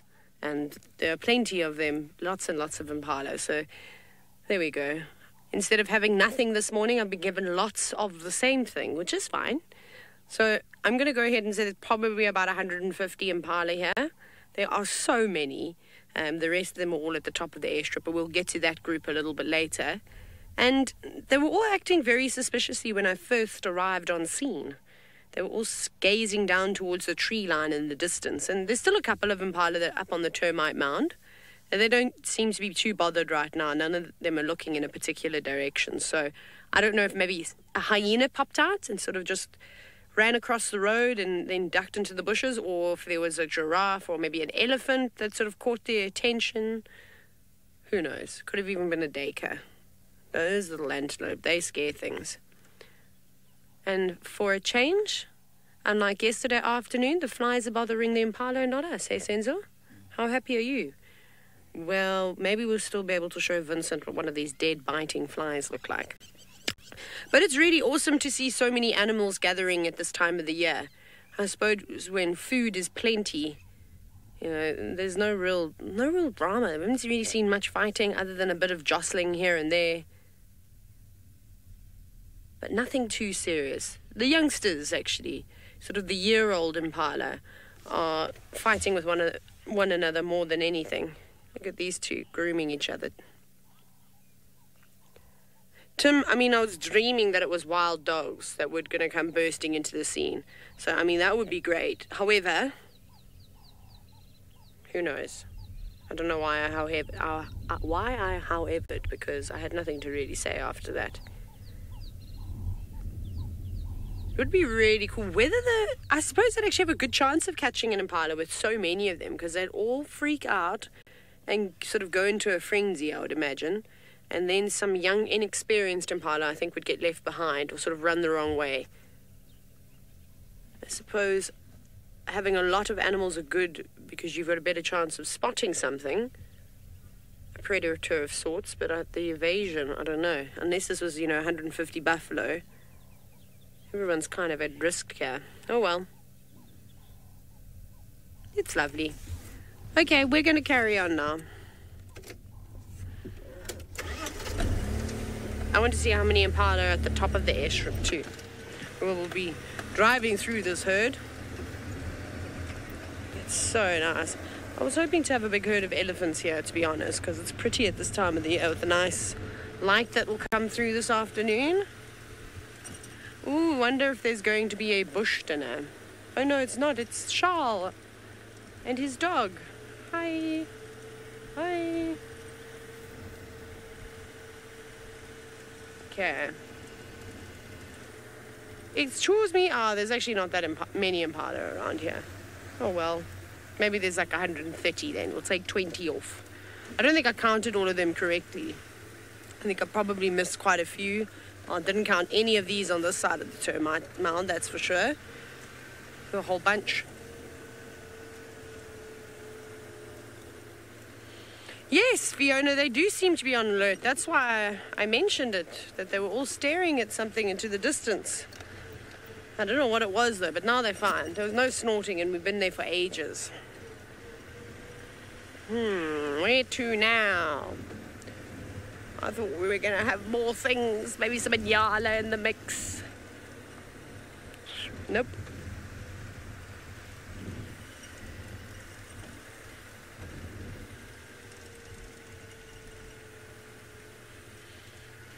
Coast Rider, the most unusual thing I do is get into a fight with a baboon. While I was in Zambia, I told you the story about the baboon grabbing hold of the impala, and I think I showed you pictures. I've got more. Oh no, I don't. That's on my other memory card, but I've still got that here. I don't know if I ever showed you, so I can pull some pictures and maybe even a video from one of my things now. So that was weird. But then I had another experience where I was sitting on the deck. I was just watching the impala and the baboons and waterbuck and buffalo and all the animals were eating the anna tree pods. And the next minute, this female baboon, came out of a big anna tree and she came down because an elephant had come through and sort of shook the tree and all the pods then rained down. I don't know why I have my sunglasses on my head, everybody. Oh, we're taking pictures. We're doing some selfies. Trying to look cool, gangster, and then I had my sunglasses on my head because it made the picture look better. Hey, totally. I mean, look, it looks much better. Also, apparently drive. It's good. Take them off. It's cool, Taylor. So anyways, so this female baboon comes down the tree, and then the next minute, all the young impala scatter. They move off. They're not hanging around. And this one impala comes through this ewe, and she's just like, I'm going to eat some of these pods. I deserve some of these pods now. So the elephant is chill, doesn't mind all the other animals coming around and feeding on them. And this baboon, as she gets closer, grabs her by her back leg. And I was like, what? And would not let go of the back leg of this impala. Anyway, she kicked, and she got away in the end. But it was, and then that baboon just took all the pods. As many as she could, and she put them in front of her. And I was like, wow. So that was pretty weird. I mean, I know that they were desperate for food though. I mean, there's literally nothing else for any of the animals to really eat other than the pods from the winterthorn tree or anna tree. Not annathorn, just anna tree. So yeah, very, very, very hectic. I thought it was pretty hectic to kind of see the competition, how they were all battling it out right in front of my deck. Anyways, I'm going to scratch around here for Sibuya. She's somewhere here. We'll keep an eye out. Certainly still got the very sleepy hukumuri in the long grass.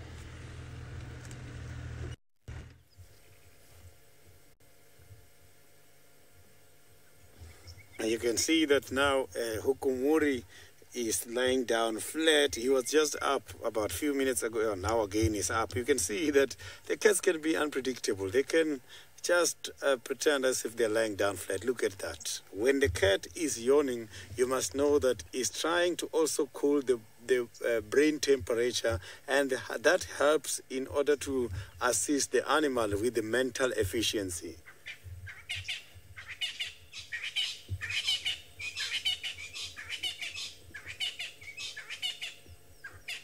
So the francolins are starting to make some calls. Let's wait and see what Hukumuri is thinking. Maybe he's going to go up into the tree and carry on feeding.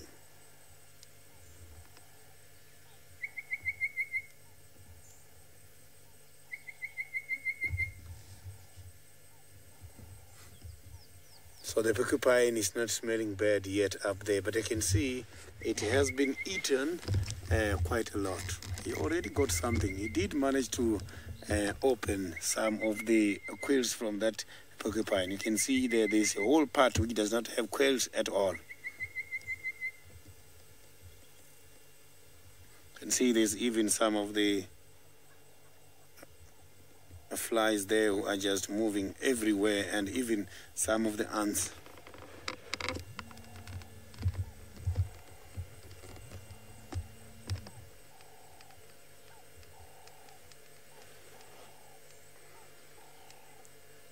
So he's just looking at something. Maybe he's irritated with the birds who are just making noise. But I can see that he is thinking about something. It's difficult to read what he's thinking about to do. Let's just wait until he executes his plan.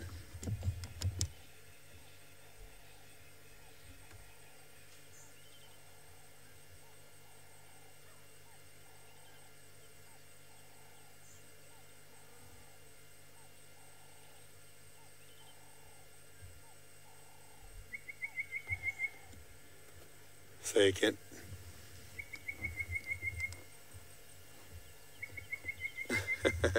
yeah, you can see, but when I'm looking at his tongue, you can see the tongue is clean. It doesn't even have any blood there, showing that he has been using the tongue to get those quills out. I don't know what strategy he employed to get rid of those quills. So that's why I'm so very much interested to see how is he going to take more. Let's see. Now he's going up. Look at that. We are lucky. He's going up now. Oh, he's not going anywhere. Oh, at least he's now doing some grooming. So this must be giving him problem because the blood and everything attracts the flies. Let's just see what he's thinking about now, Hukumori.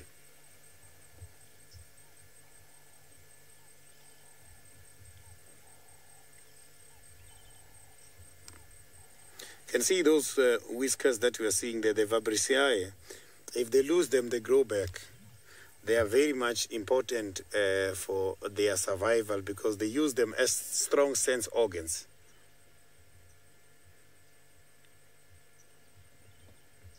But they got disorientated for a while until they go back.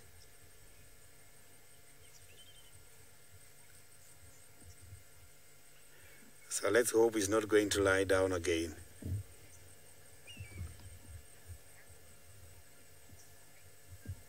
Mr. Tech, that is something I can't wait to see. Look at that. At least he gave us an opportunity to stand a little bit.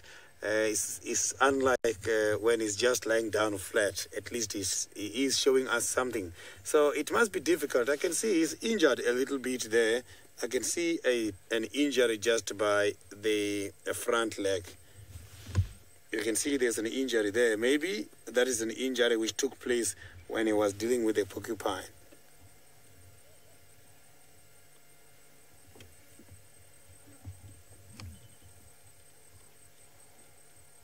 So he's getting clever because he's lying down by that side because the flies are going to come and bother him.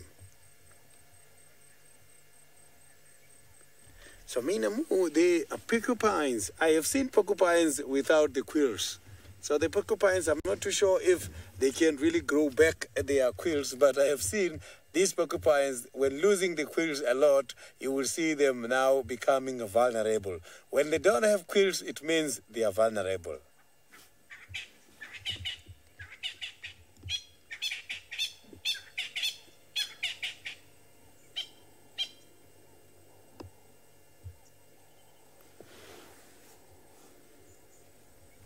So you can see that he is not interested on feeding at the moment. All he's interested to do is to sleep. But this is normal. It's not only Hukumuri. All the cats, they are the same. They prefer to just lying down for long hours.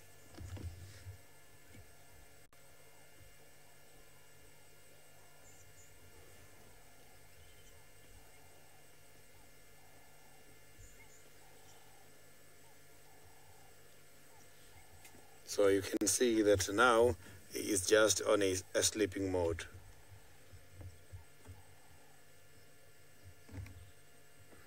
He is not very far away from the water hole, as the tree house dam is just about a few meters. Maybe after this sleep he might go for a drink. So but now let's go back to Taylor.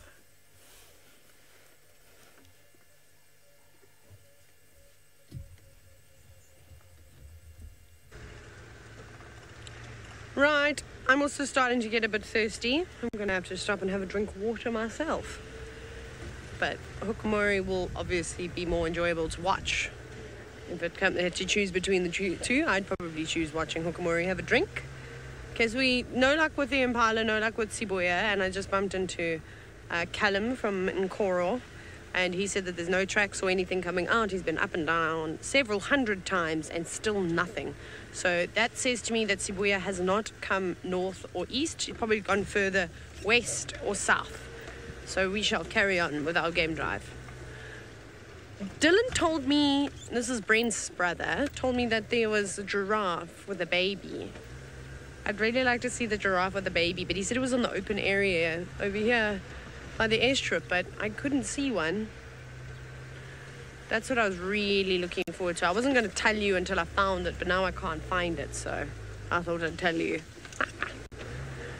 Okay, we're going to go over the Chitwa Dam wall, and we're going to slowly start making our way back to Juma, and hopefully Tlalamba will be waiting for us at Twin Dams. That's the plan. She's going to be there. She's going to be stalking Impala or maybe a big waterbuck bull, and it's going to be so dramatic. There'll be thunder and lightning.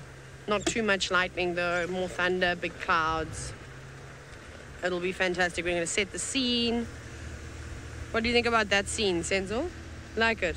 Is it alright? Also think so. I say that. Senzo agrees with me, and then I drive him into a tree.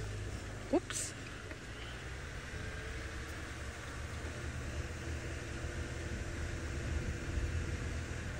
There's lots of hornbills. They're everywhere at the moment. Just noticed them around here, around camp as well. Lots of red and yellow hornbills. Billed hornbills. So they're not actually red or yellow, just their bills are those colors. And now we're going past some construction. This is now a camouflage house. Charlotte's painted it in a beautiful, I think is it a type of green? Yes. Khaki green, that dark, like my shirt, my dark khaki shirt, it's kind of like that color. It's invisible now. No one's going to see it. The animals are going to walk straight in. Lovely. Right, I'm going to head up onto the Chitwa Dam, and hopefully there'll be some wonderful creatures hanging around for us. But off we go to Jamie. She's still in the tent, and she's still chatting about the grass.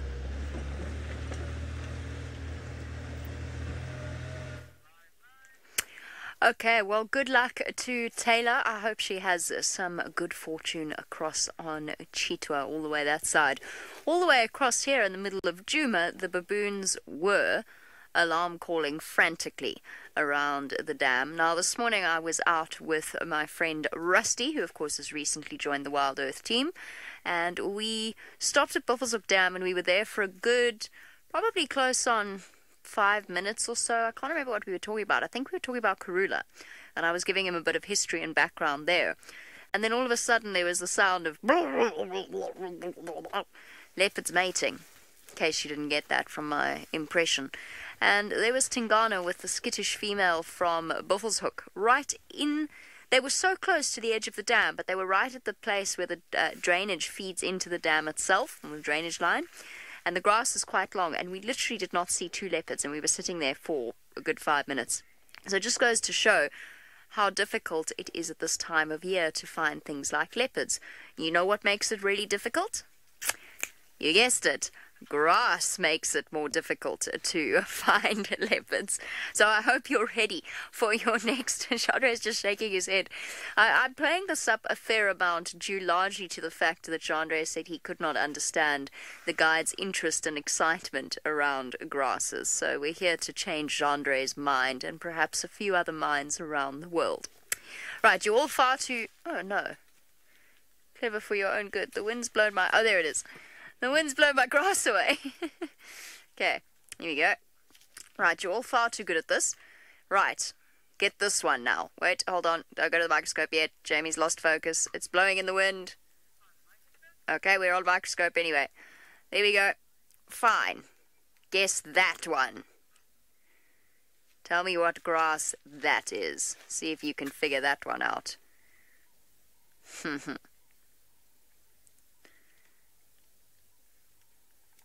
It's a tricky one.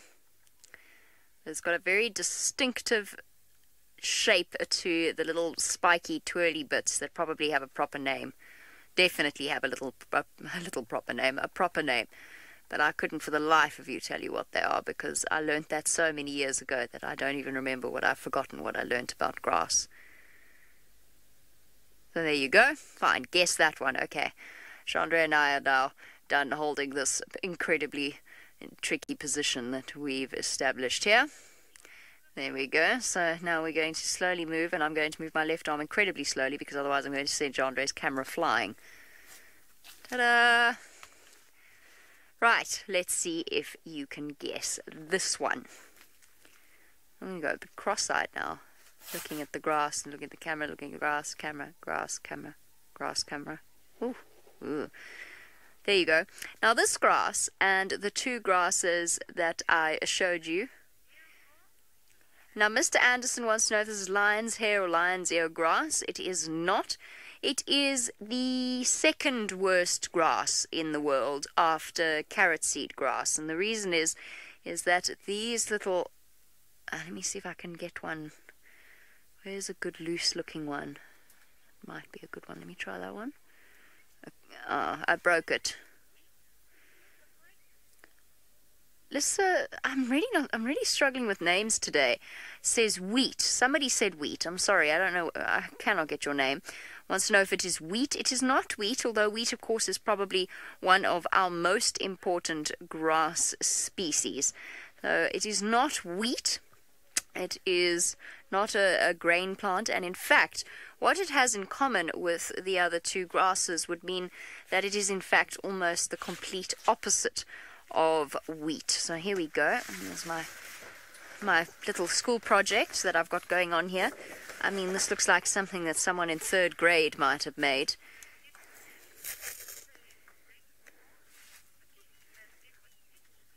Pookie and Edward Peach is what I got. You want to know if it is red grass? It isn't. Red grass is up there with wheat in terms of a particular value that it has to the world at large, or at least to animals, although we don't really rely on red grass in terms of our lives. The animals actually really need red grass. And here's the thing, is all of these grasses that I've collected, I haven't gone out of my way to collect. They've all been collected around the tent. Oh, I nearly wrote the name there. That would have been a giveaway. And there's something that connects carrot seed, cat's tail, and this particular grass whose name remains nameless until you get it. And that is that they are something known as pioneer species. So let me write that. I'm pretty certain I can spell pioneer.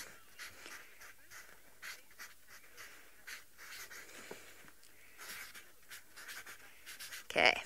Pioneer grass. You can think about what that all means while you do, or if you go across to our current leopard pioneer, who's pioneered his way all the way into the center of Djuma over the last year.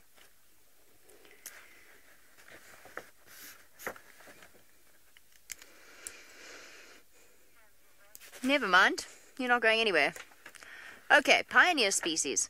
So, what pioneer species means is essentially in an area like this, like outside our beloved tent, it's an area where the soil has been disturbed through various reasons, whether it's foot traffic or in this particular case probably because of the quite rocky soil, so quite a thin soil layer, and a drainage line just over there. So basically what's happened is lots of water has gathered from the surrounding areas, including the open area of quarantine, and washed down, and as a consequence taken away a lot of the nutrient-rich soils. Now, pioneer grasses specialize in this kind of environment, and that's why you always find these species of grass along the roadside, for example. That doesn't mean that they can't occur elsewhere. Joy is a good guess. It's not a blackjack. Blackjack is very irritating. Blackjack shouldn't really be around here too much, but we do occasionally see blackjacks, but it's not blackjack. Something that works in a very similar way, though, to blackjack. So while you think about it, basically what happens is you've got grass that isn't in very good condition. Grasses that capitalize on that and don't need much in the way of nutrients settle in, and they tie down the soil using their quite sort of shallow root systems, and they make use of what they have. They're tough species. as a result of them being there over the course of time, essentially what happens is those root systems and the plant itself actually holds the soil in place. And what that means is that, okay, I don't want to keep you away for too long. I'll explain the whole process of grass succession, but apparently Hukamuri is up in the tree. He is feeding, so we don't want to miss that as he goes about his spiky meal.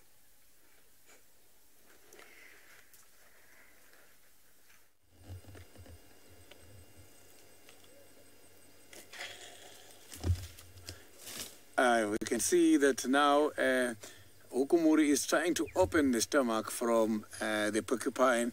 I have seen how he is managing when it comes to the removal of the quills.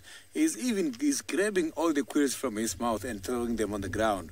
He just lost another big piece there, and that piece might invite the hyenas, as I saw a big piece just fallen down a few minutes ago. You can see he's going down there to go and take what he has just lost. Look at that. He doesn't know what to do, but I can see that he's got the two minds. Look at him now coming down. He just lost a piece there. You can see things are coming out from the porcupine.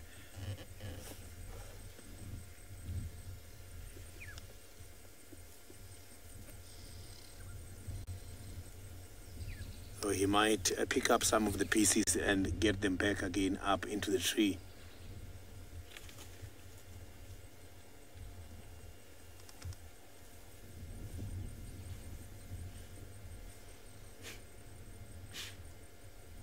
So let's hope he doesn't feed in there, as it is not a nice place. We can't see him nicely, but you can see that the stomach is open. The porcupine is now excreting things from the stomach high up there. You can see all the fluids are starting to come down there. You can see the things coming from the stomach coming out. Look at that.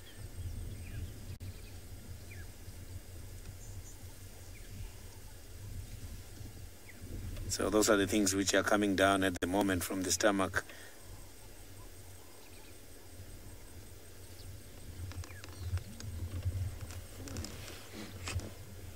So I can see that here where he is, he's trying to feed now on the pieces that fell on the ground, and you can see he's even going down at the moment.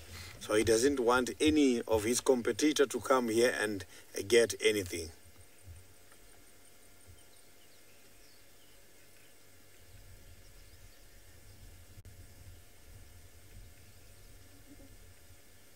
So the hyenas are not here at all. But maybe because now the stomach is open, they might pick up the signal and come to the spot. This is not very far away from the hyena den, the Juma den. They're just about 3-4 minutes away from here. So we're just going to be here until he goes back again high up into the tree and carry on feeding. I can see that at the moment he's feeding on the ground and it's not easy for us to access him.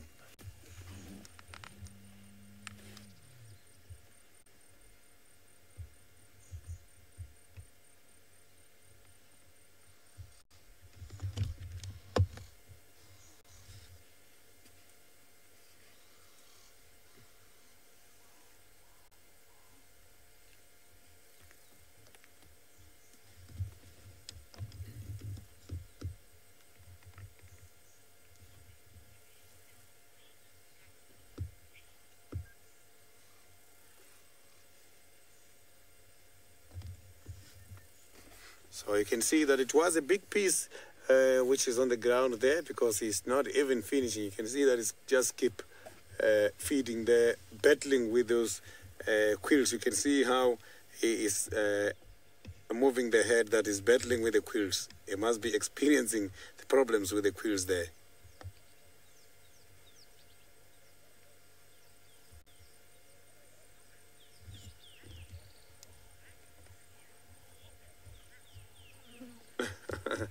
Mrs. Lepwing, the hyenas are going to come here. Maybe they will also get some of the benefits, because I can see that there's quite a lot of things falling at the moment. This hukumuri nearly lost that whole carcass from the tree.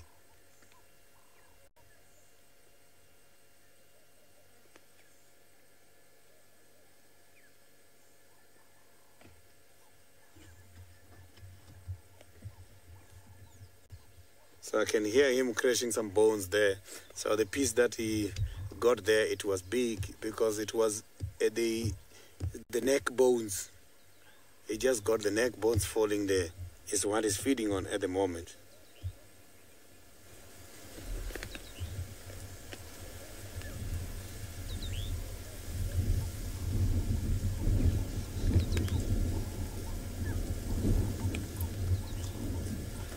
So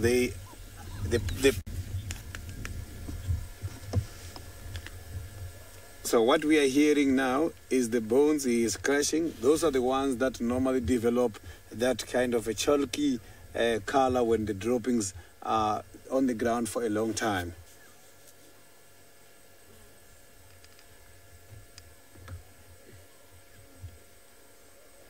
So when he is crushing bones like that, he's grinding them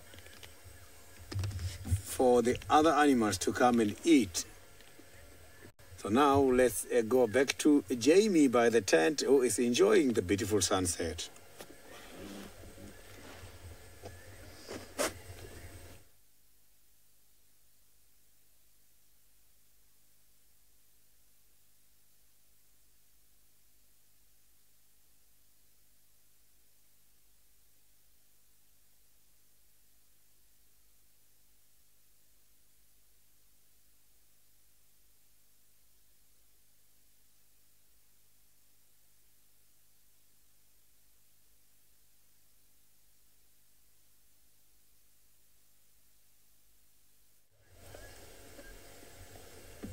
So you can see that he's still very busy crushing those bones at the moment, and also eating some of the things that are coming down there. The quills on the porcupine, you can see he did quite a lot of job already high up by the tree. Those quills, this porcupine must be old because the quills are very much long. Porcupines can be able to regrow or regenerate the quills when they lose them from where they have lost them. But it is a process, something that takes time. And when experiencing the loss of quills is when they are not safe at all.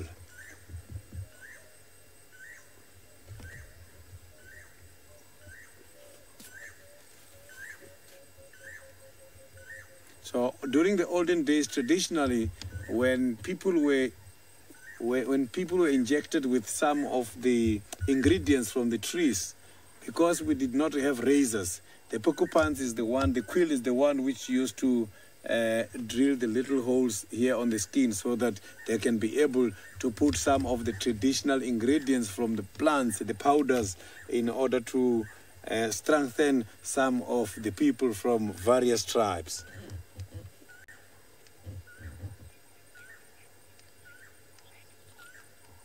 So while we are waiting for him to go back up into the tree, let's go back to Jamie with a beautiful sunset.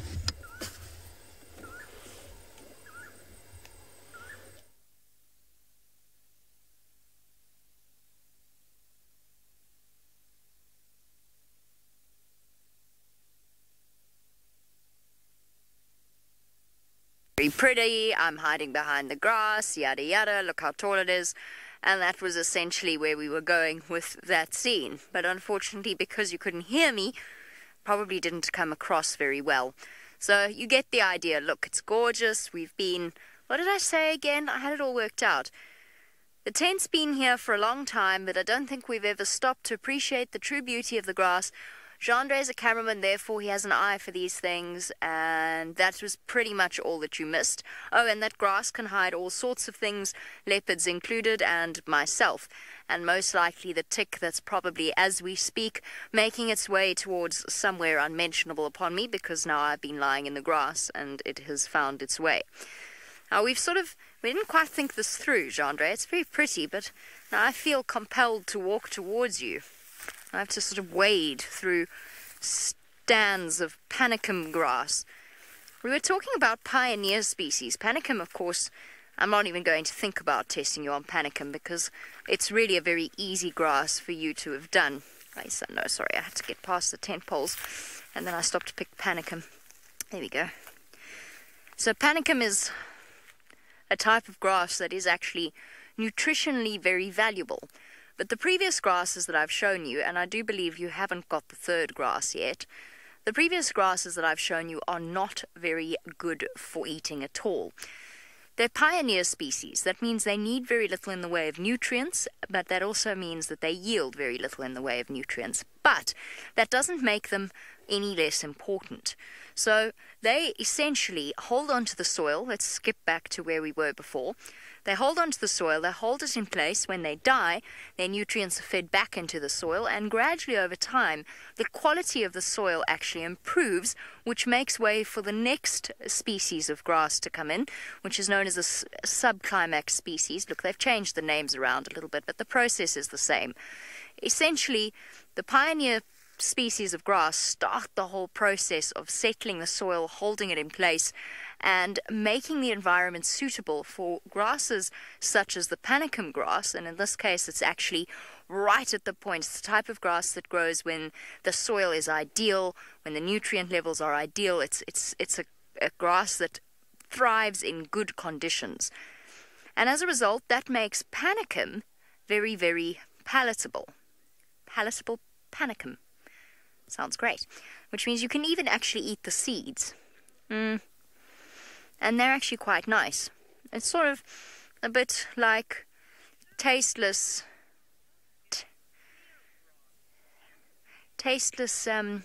muesli or granola.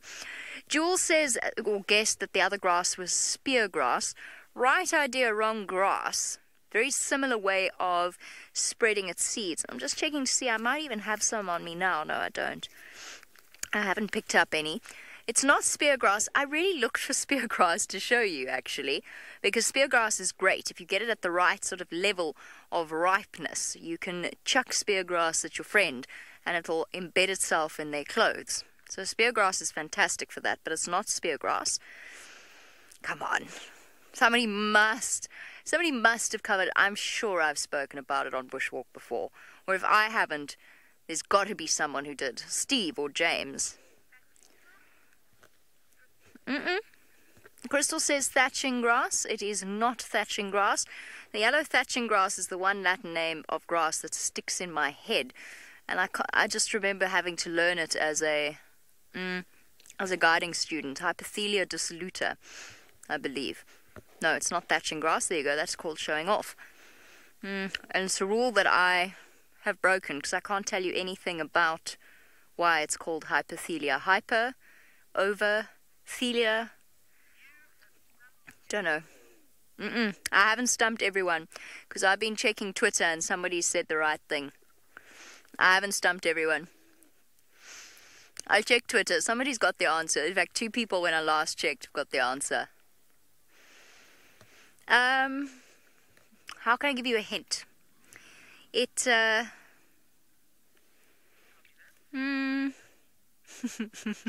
thing is that I don't think FC knows what the answer is either. Dory says, "Tup." Dory says, what? Dory says, "Tup." I assume Dory said something else. I'm just going to sit here and eat panicum till you get it. You're not allowed to link away from me. Dory says turpentine grass. Good guess. Really good guess. Turpentine grass, no. Turpentine grass, of course, called turpentine grass because of the turpentine-like smell it gets. I'm convinced there's a leopard wandering around here. There's a squirrel alarm calling now. Not turpentine? I probably should have told FC what it was. We could be here for a while as they sift through the different answers.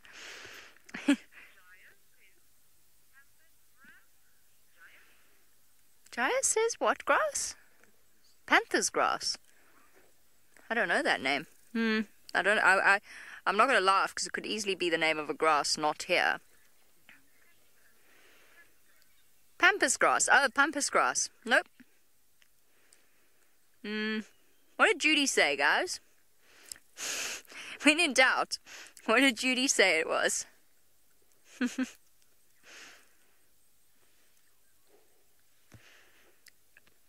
is getting awkward. FC is sweating. Alright, I'll tell you what it is, and then FC will tell us who got it right. It is tassel 3-awn grass. So called because the little bits of the seed, or the little bits of the branch, what did you call it? Why can't I remember the name? Spikelet? Whatever. It goes out in 3. So it's got a little branch of 3. I forgot to take it with me, so now I can't show you. Barb. Well done, Barb. You got it right. And I'm sure Judy H got it right as well. I have no doubt. Here we go, look. Here we go. Now I've managed to isolate a little bit. Here you go.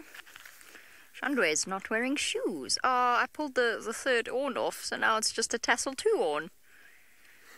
It had a third one, I promise, but now it's split away because it's so ripe now. It's so ready for dispersal. Sorry, hold on, look, I promise you it's 3. It's not tassel 2-awn, it's tassel 3-awn. And that's awn, because I know what our vowels are like as South African. That's awn as in A-W-N, awn. Tassel 3-awn. Here, look there. There, Jamie, not there. Look there. No. My mother would be terribly disappointed in me.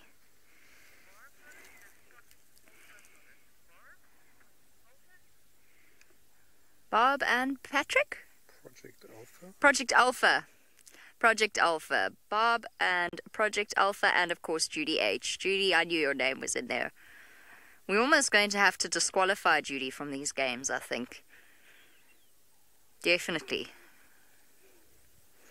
Disqualified on the basis that she knows more than we do. And that, ladies and gentlemen, is tassel 3-awn, and that is all I have to tell you until I return to my tent and write the name on it. But we're not going to return to the tent now because Andre's not wearing shoes and he has to climb back through the window. He says go for it. Should we climb back through the window and into the tent? Let's do it. Okay. No. Okay. No, we're not going to do that in front of you, even though we could do it with great aplomb. We're instead going to send you back across to Hukumuri and Sydney himself.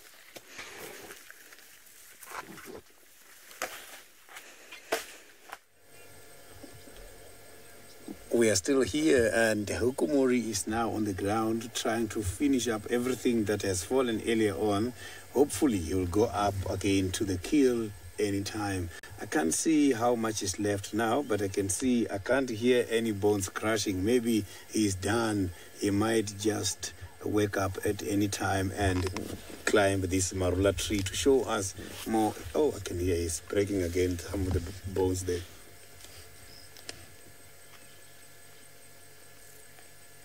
So we can only see just a small piece of him there.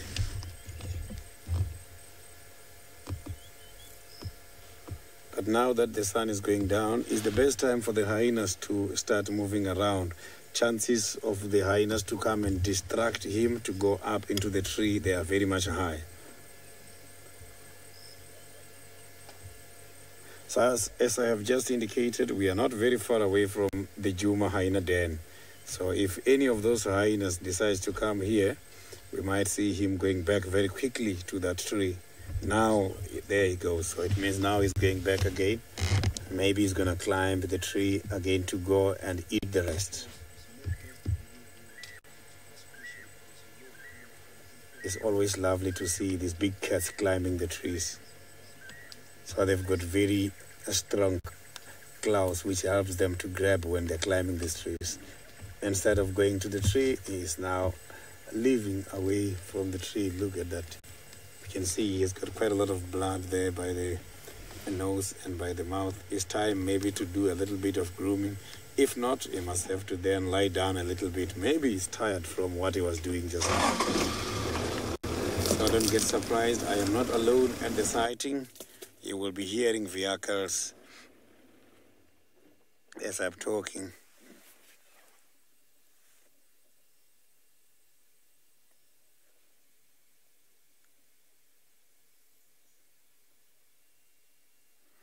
Feeding on a porcupine is a huge responsibility, because every time they must have to remove the small pieces of those quills. It's not easy.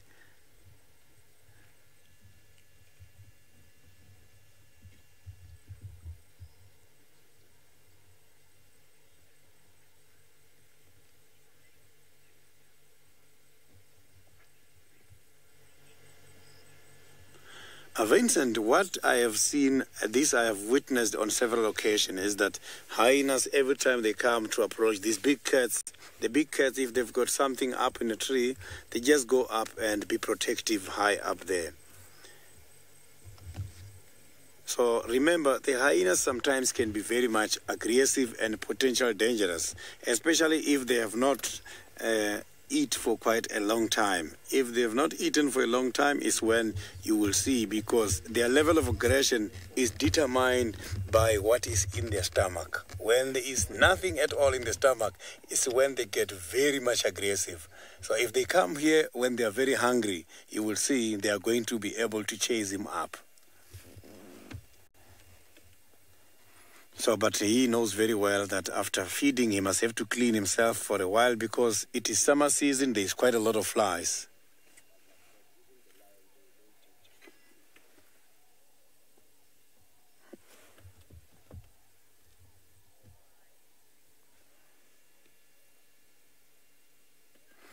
So now let's leave Hukumuri, and until we see the next plans, let's quickly go to Taylor, who is having some of the beautiful hippopotamus.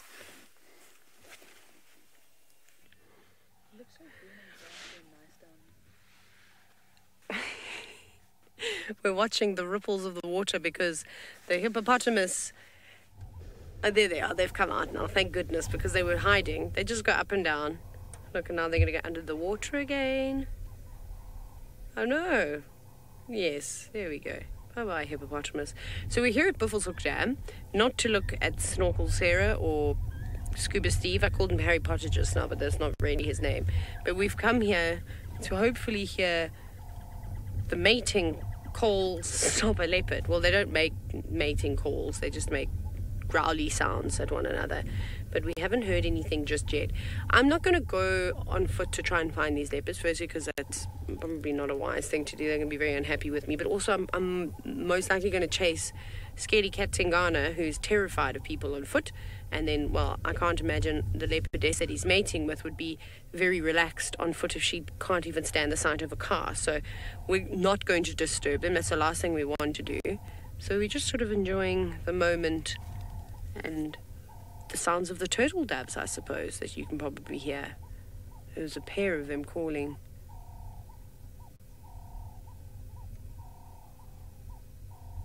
There's 3 turtle doves now calling at the same time. I was hoping that we'd arrive and at least Tingana would be out having a drink of water, but he's not here. I could have also moved further up the drainage line. That's a possibility.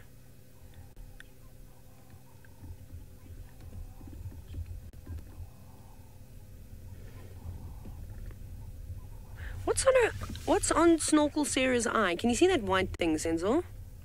But we can't zoom. Can we zoom in anymore? Oh no, come back up. She's much smaller than Scuba Steve on the left.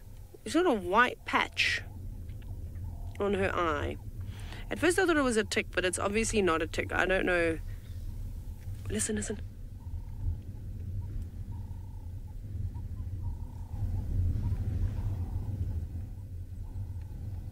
The leopards are mating.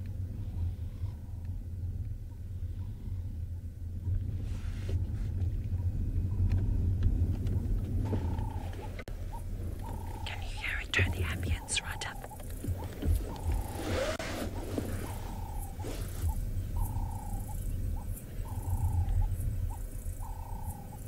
You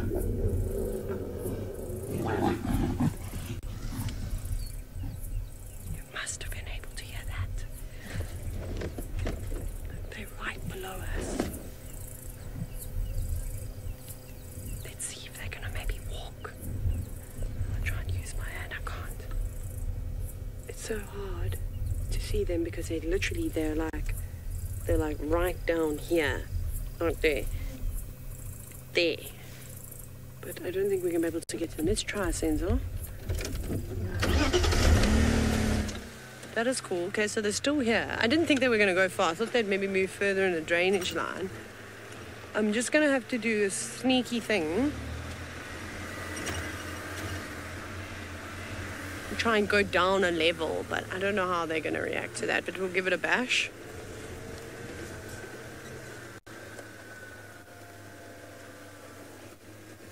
I mean, ideally I'd like to go there. I'm going to try. Rosemary, yes, I think we all want more leopard cubs. That would be ideal. I don't want to get close to them. I'm just trying to find a vantage point. No, we're not going to see nothing. Wonder if the other thing that I'm terrified of is that the grass is so long. Please don't kick out a 4x4. Actually, I can't risk it because that's definitely going to scare the leopards. How does it look there, Senzo? Fine. Let's see if we can't look in from this side. Just struggling to find a gap. We'll try to go very quietly.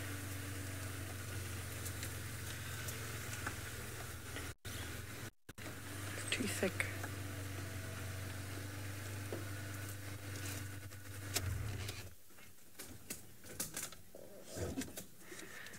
It's very cool here. So they're in here somewhere, but can you see them?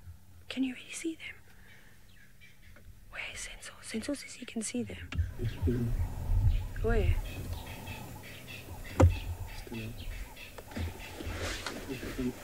What do you want to do? If you can just pull and just straight there. Yeah, but I'm worried they're going to run away. Okay, we can try. Senzo says he can see them, so let's try. He wants me to poke my nose in. I see Senzo's standing up now, so he can see a little bit there. It's just a stick here, and I don't want to crunch it. I'm going to crunch it, that's it.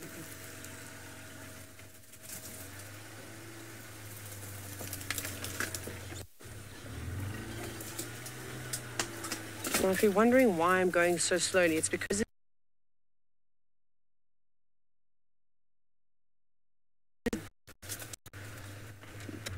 no, we don't have a great view of them. I saw one roll over. They're in the grass. We're not really going to be able to see them, so yeah. Also, they'll probably only mate again in the next 15 to 20 minutes. So one roll. I think I can hear one walking. But yes, it is. We're going to... Oh, there. One just flicked its tail. They're walking. No!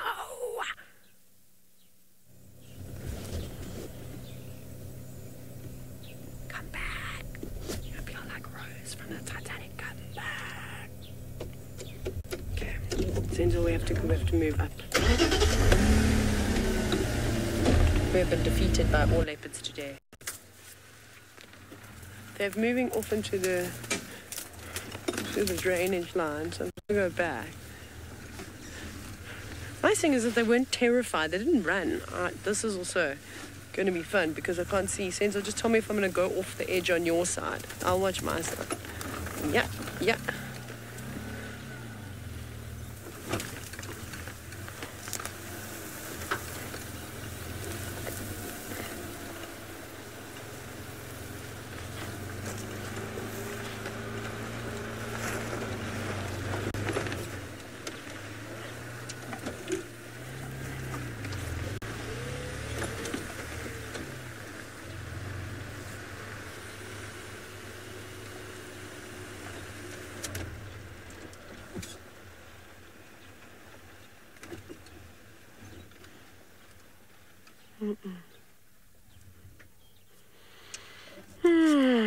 I don't think we're going to get a view of these cats, I'm afraid.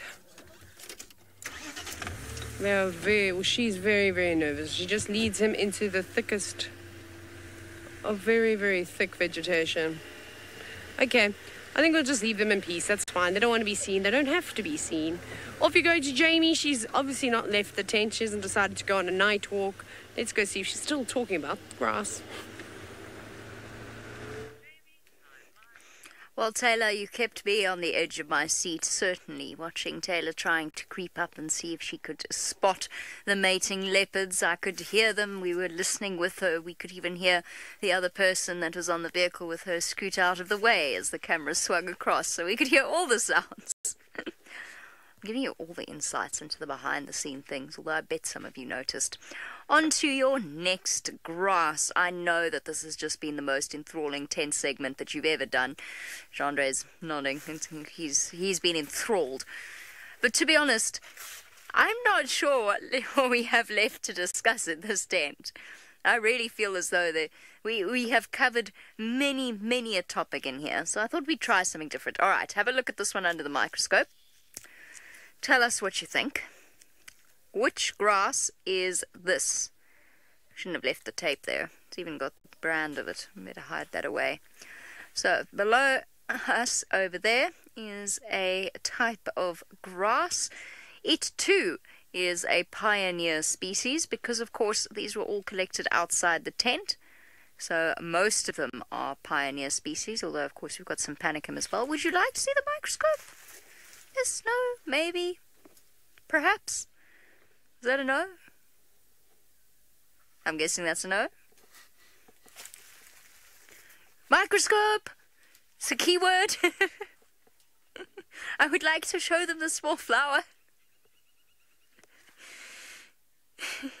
There we go. There we go. We got there eventually. I'm only playing, Nina, don't stress. There we go. We've got some flowers to show you, the tiny little flowers. So, of course, these seeds are still being, well, not the seeds themselves, but these plants still being fertilized. Jeandre, what did you do? You ruined it. You knocked it out of focus. There, okay, that's all right. It's sort of, oh dear, now I've knocked it out of focus. Okay, Jeandre and I are not allowed to work together on this. Oh, well, I mean, unless you want to learn more about grasses, Jeandre. Woohoo! Woohoo! Oh, there's things blowing. There's a breeze blowing through the tent. Lots of evidence of pollen as well. P. Hart would like to know if it is a member of, or not member, sorry, if it is the saw-toothed lovegrass. It isn't. And you know that the saw-toothed lovegrass, after being probably one of the most common grass species that we see out here, was one that I could not find around the tent. So no, it is not. It's not an Eragrostis species, and it is another grass species whose Latin name is forever embedded in my mind, but it is not saw-toothed lovegrass. The funny thing about saw-toothed lovegrass is we have a deep fryer potential with that name. Saw, as in saw, as in the saw that you use to cut wood, not saw as in it's uncomfortable. Joy wants to know if it's crossgrass. I don't know if my hearing is completely off today. It's possible. Crossgrass. Crossgrass, yes. Joy says crossgrass, not crossgrass. Although I can sort of see where you get that thought from in terms of the shape of where the various things that I can't remember the name for. What are they called? What on earth are they called? I'll have to look it up. I mean, I did know what they were called. I can see what you mean in the layout of the inflorescence. Let's just go with that as sort of cross structure.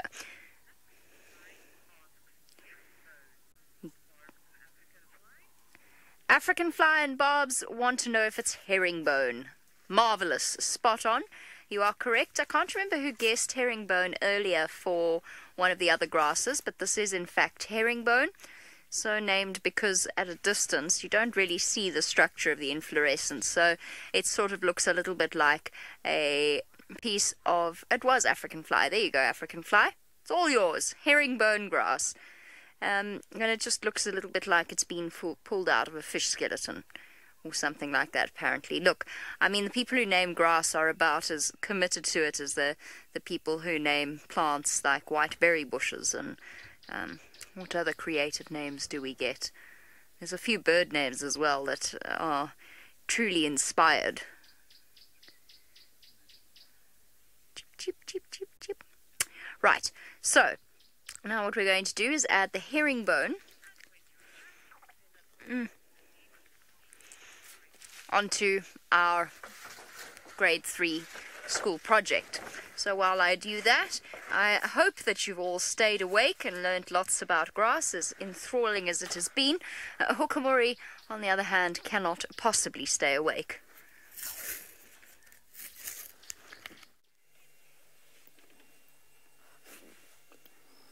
Not much is happening at the moment here where I am. You can see Hukumuri is now resting again. I think the little bit of food we had earlier on the ground is enough for him for now, as he's not showing any sign of climbing back into the tree. As I indicated, if maybe the hyena comes here is when he will be forced to go up into the tree.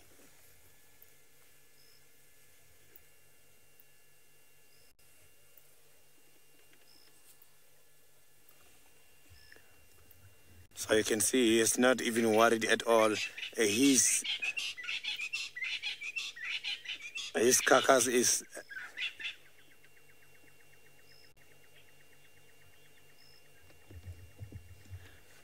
Hukumuri is one of those animals which are not that very old.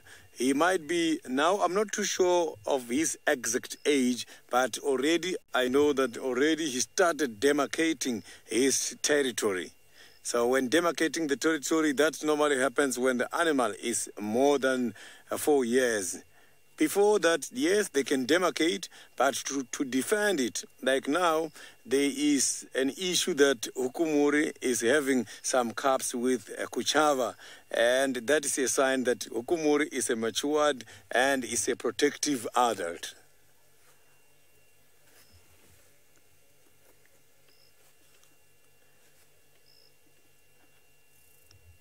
Oh, my apologies, not with Kuchava, with Shidulu. Shidulu is one of those females which has been spotted in the area having some cubs not very long time ago. So it is suspected that the cubs are for Hukumori.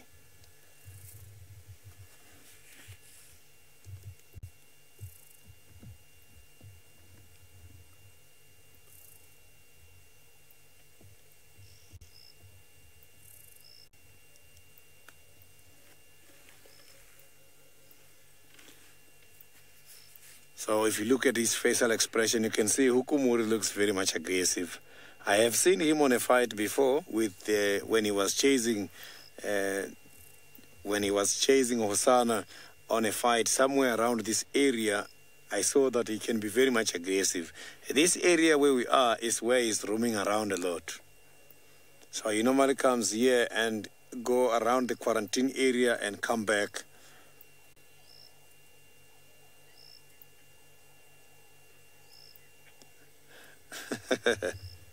Christine, yeah, indeed, Hukumuri is having an after-dinner nap at the moment. But we were very much interested to see him high up by the tree trying to take off those quills. I wanted to see how is he going to take off the quills from that porcupine. He did not show us much about that.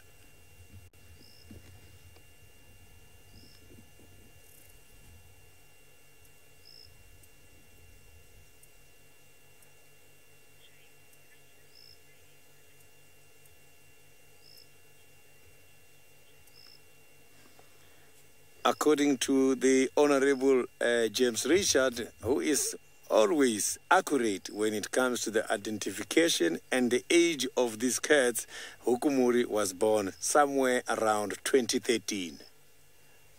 And thank you very much, James Richard, for that kind of a clarification.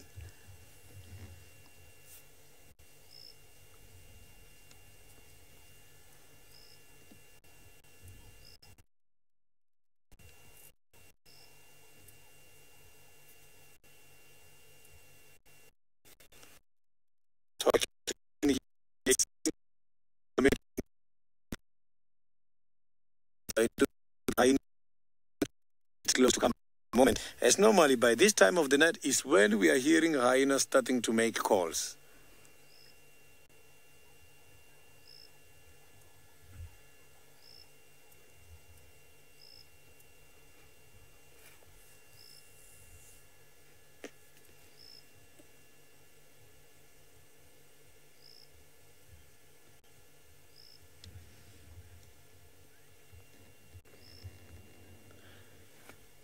So you can see that this cat is just lying down here and there is no distractions. But by this time of the night, normally is when we are hearing the calls from the hyenas a lot. It has been very quiet. I wonder where these hyenas are today. Oh, here is the hyena. It's not calling. When talking about them, here, at the back there. Oh, I just spotted the hyena, and apologies for that poll. We have just spotted the hyena is somewhere coming now. I can see that hyena is slowly approaching. So let's see what is going to happen. Listen to the bubblers. So the hyena is approaching Hukumuri at the moment. Hukumuri picked up the noise from the hyena approaching. You can see the hyena is being warned, and this hyena is now moving away. You can see the hyena is moving away there. Apologies for the poll. The hyena approached us from the back.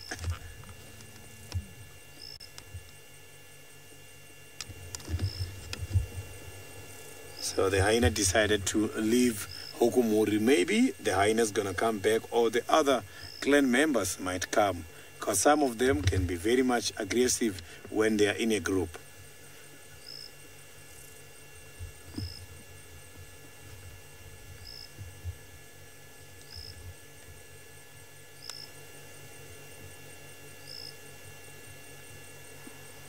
So normally the hyenas, when they are warned by these predators, they don't really go far. You might find that the hyena which has been warned just now is just going to find a place and hide a little bit and come back and try the luck again.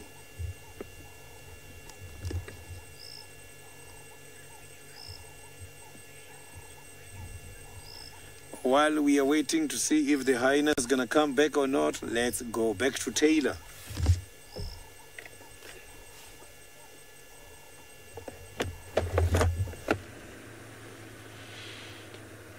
We've moved on from the leopards just because we couldn't get a view of them, and I really don't want to disturb them. I tried my best, but I pushed it, and I'm not going to push it anymore.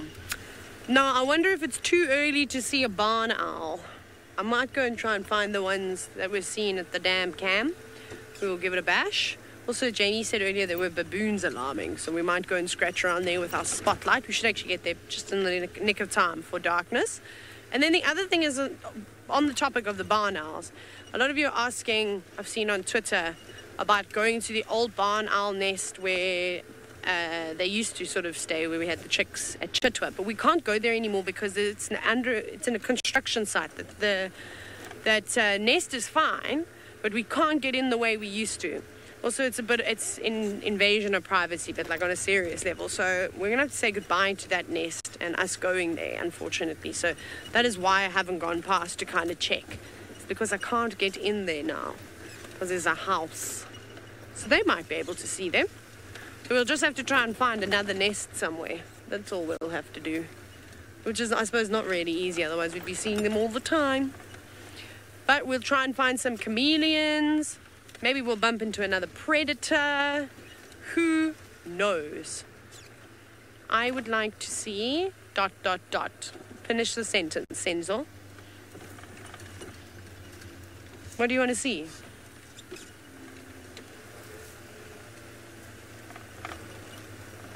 I'm going to start making up answers for you if you take so long to answer like Craig.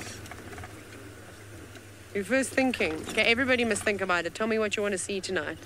Probably won't be able to show it to you, though. Unless you ask to see a plant. Maybe. You have to ask Jamie. Jamie's so good. She's in the tent. She's doing the grasses. She's going to make it easy. Make a little flow chart with diagrams and things and fun facts about grasses. That'll be nice. Jamie, I hope you have highlighters and crayons and things. Oh, I suppose you wouldn't have crayons, but maybe a nice colored pen. Definitely need highlighters for any type of diagram or flow chart or presentation. Who would like to see a cheetah? Sorry, I don't know, you just said the name once in the beginning, but it cut off. So I heard row, row your boat. You're lucky you didn't say row 3 times there, Nina. Otherwise I would have sang that song. So row you want to. Cheetah, this area, nah, I think we probably got a better chance of finding a leopard, to be honest. So, oh, there runs the birdie. Hi, bird. So, no, I don't know if we'll find a cheetah. It's so thick here. Ah, there we go. Rosemary, very easy to please this evening. You said any owl is a good owl. That's fine. We can try and, we'll try and do that. So I just haven't even seen any pearl-spotted owlets or barred owlets at all. But with all the foliage on the trees, it would make it quite difficult to spot them. Princess Kimberly, you want to see hyena cubs? Okay, maybe. It depends how much time we have after we check them. Whee! Oh, do you know what we did this afternoon that was actually so much fun? Is that, so what we did is we drove from Chitwa, from JC Brinkpan, and from JC Brinkpan we basically switched the car off and we went, we were racing in neutral though, so we only had the speed that we were going. We weren't going very fast, but we gained momentum and we went through the Mulwati dip. It was like a roller coaster, but like freewheeling. It was so cool. It was so fast. It was obviously, it's crazy, and we made it all the way through and out all the way to the top of Twin Dams. Actually, that's what I wanted to see, is that if we had our own natural momentum, would we be able to make it through? And we did make it through. It was quite cool. I'll have to enjoy that. So far, that's been the highlight of my drive, is going through that dip. It's made me want to go to a theme park, which I will have to do when I go back to Johannesburg. I need to go to Gold Reef City and ride all the roller coasters and play games. Oh, I love playing games. It's so much. I love an arcade. Okay, well, we keep searching for our own predators this side on Central Road, heading towards the dam. So you'll see me on the dam cam in a minute. Off you go. Sydney's still sitting with Hukumori, and hopefully he'll wake up and devour his prickly meal. You can see that now Hukumori is pretty much relaxed, and guess what? There are 2 hyenas at the moment here where we are, and one of the hyenas is just crashing the bones somewhere not very far away from where we are. From the bones and the meat that fell from the tree, hyena managed to pick up something.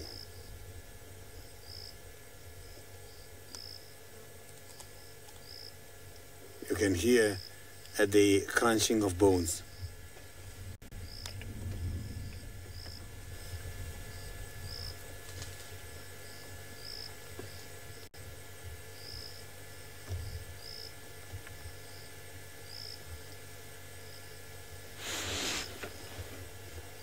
So maybe these hyenas are going to gang up.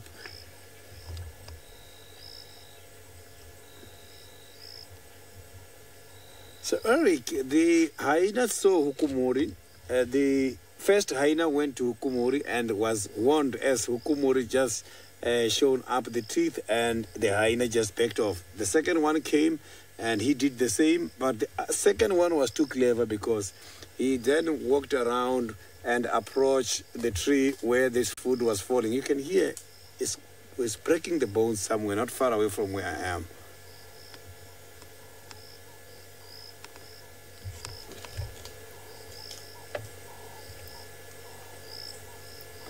So one of the hyenas has been very lucky.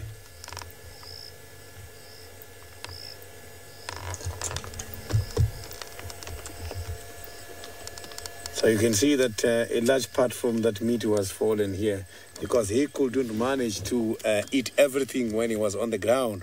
But here where I am, hyena is eating, and he just managed to get something where this big cat was. And he's not worried. He's not even going up into the tree. You can see he's just still lying down here, very much relaxed. He knows that his carcass is very much safe.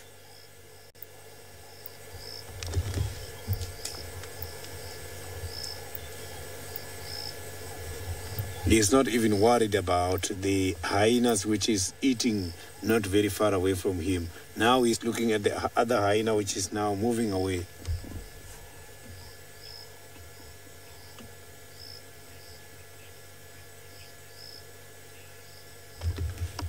The porcupine has got a lot of meat. So if you can check, the cat we are talking about here is hukumuri. Hukumuri alone, a porcupine is way much bigger. If you look at that porcupine there, you can see there is quite a lot of meat available on that porcupine. So, but if you can check, the cats, such as the leopards, hukumuri, they can even go after a mongoose, which is very much small. So I think here, the efforts versus the energy hukumuri is going to get after feeding is balanced.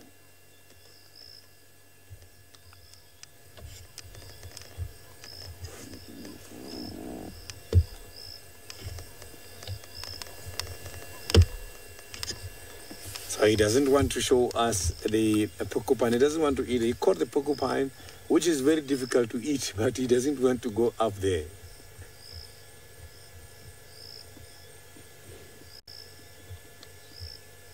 So I can see he's not interested. He just wants to sleep. I'm not even too sure if he has been to the water hole earlier. But the stomach is not telling me that he has been to the water hole. Gonna need to change to infrared. So now I can see that it's getting dark here where I am, and I've got to give you the best sightings through the infrared so that we can see these animals nicely and without disturbing them. I am not going to use the artificial light at all.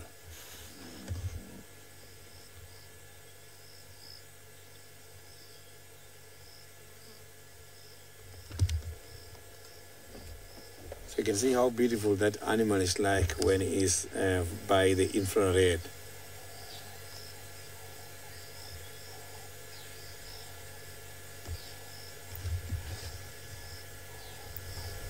So he's just concentrating on some of the birds who are now trying to make noise. By this time of the night is when a lot of birds are advertising themselves in their territory. The birds can also be very much territorial. So the infrared, it is a kind of a camera whereby we can be able to see these animals without disturbing them. The animals are in a complete darkness. But when you look at the animal from the screen, it's as if it's during the daylight. But you will only see it on black and white. So here where we are managing a natural system, and we don't want to interfere on this natural environment, because when shining the artificial lights, sometimes we can make the predator visible by the prey. And we can also make the prey animals visible by their predators.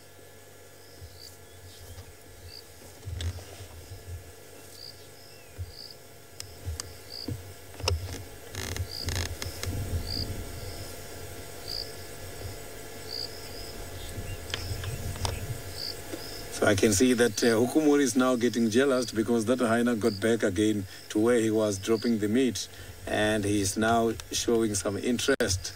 So let's go back to the tent.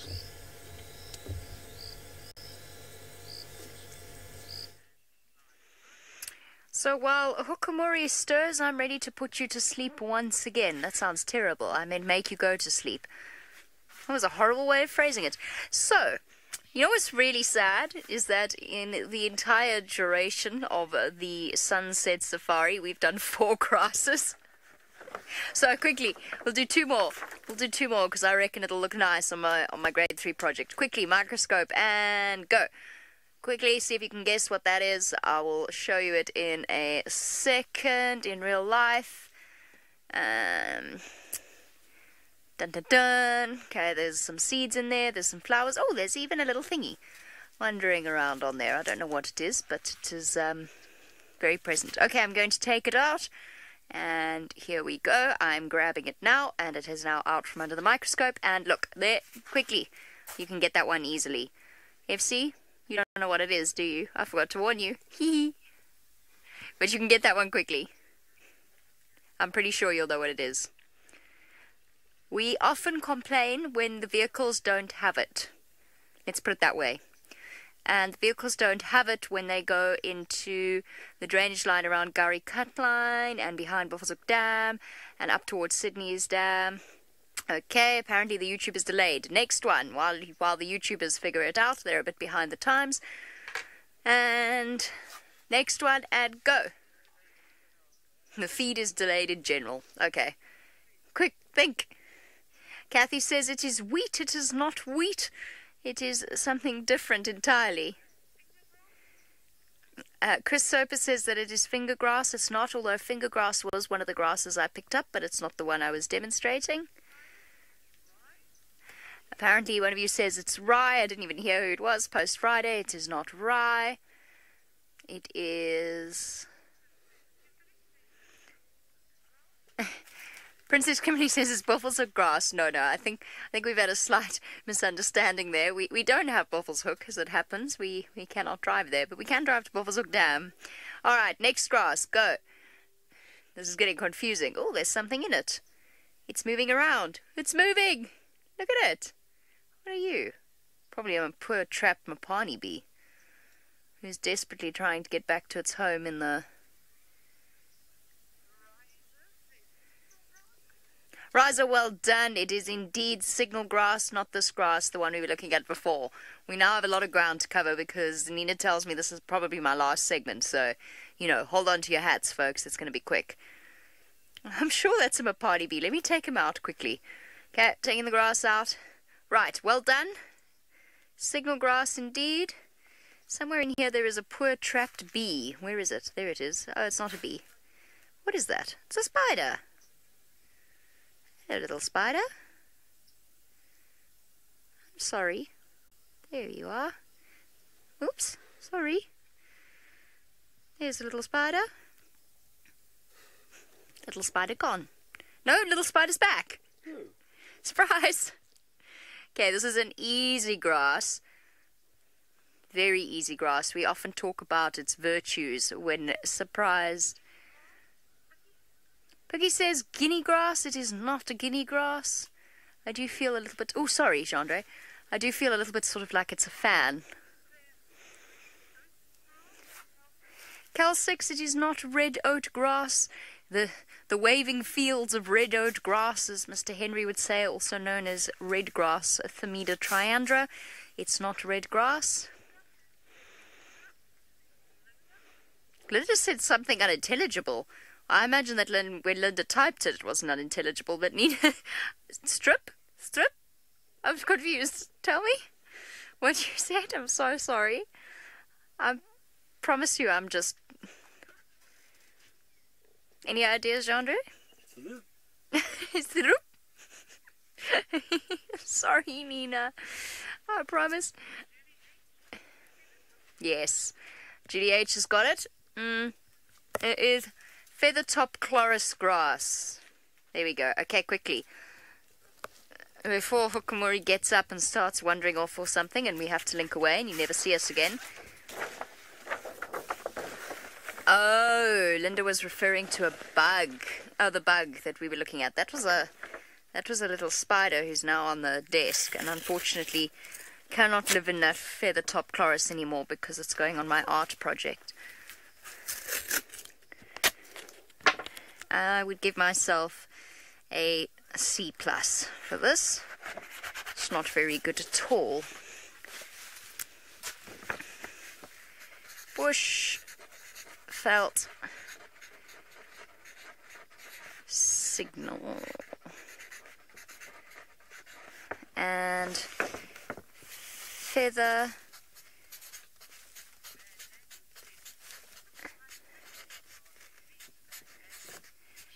But Andy says it looks like Feathertop allergy grass. Yes, exactly. Chloris. Chloris. Just don't look too closely at that. Don't know how to spell chloris. I have no idea. I think it's CH. And there you go. My art project. The grasses that we managed to collect and you managed to identify over the course of one sunset safari. Well done, everyone. Very impressive. 1, 2, 3, 4, 5, 6. Only a good couple of hundred to go, folks. those are the major ones that we found around the tent. Finger grass didn't even get a show in. Yeah. Alright, I'm going to... Oh, I forgot there was stuff on the back of this. I'm going to leave this here for some poor hapless guide to find when they decide to present next. Meanwhile, while we leave them with that mess, let's go across to Hukumuri, who didn't leave the hyenas much of a mess at all.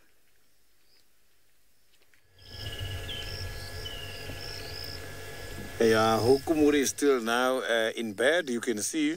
And if you don't look carefully, I'm telling you, it's not easy to see him from the naked eyes. You can see him nicely because it's through the infrared. But here where I am, I can promise you it's very easy to pass this animal. So the prey animals can even easily approach Hukumuri at the moment.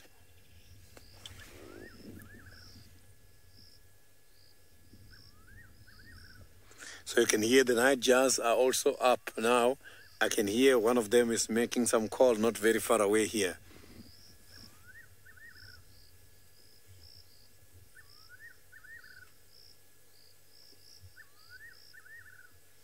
So that is telling us that now is the beginning of the nocturnal life.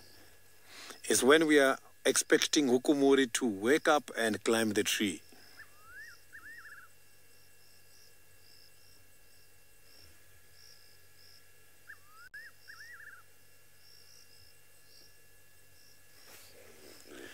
So you can see that the stomach has got something now. I think he ate a little bit there on the ground. You can see that the stomach is showing some developments there. When we got here, it was not like this.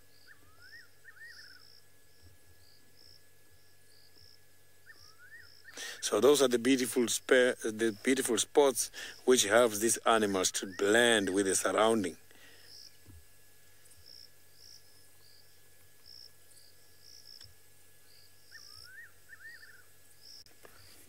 I didn't copy the question from ID very nicely. If you can repeat that.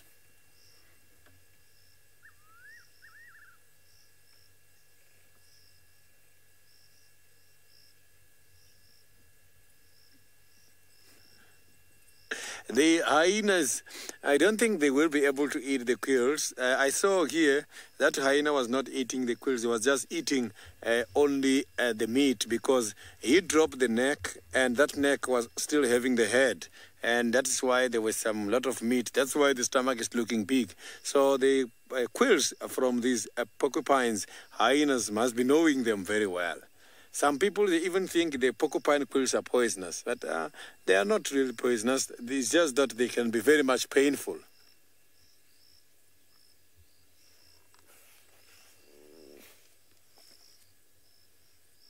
So you can see those quills there.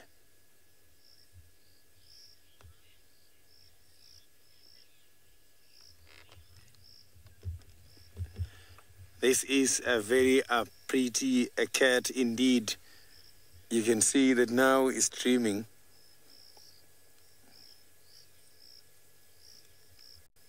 So look at that. So it means there must be something coming. I saw how he reacted because normally these animals can be able to hear from far.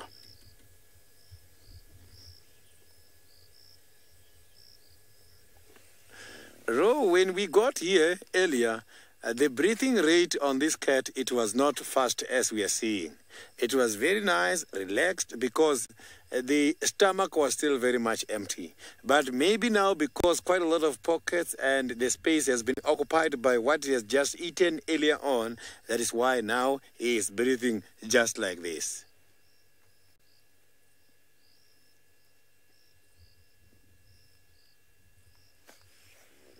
So I can't see what he's looking at, but I can promise you he's looking at something.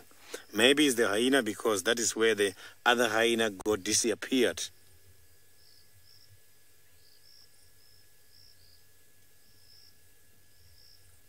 It is very much rare for a cat to spend such a lot of time on the ground when having something up in a tree.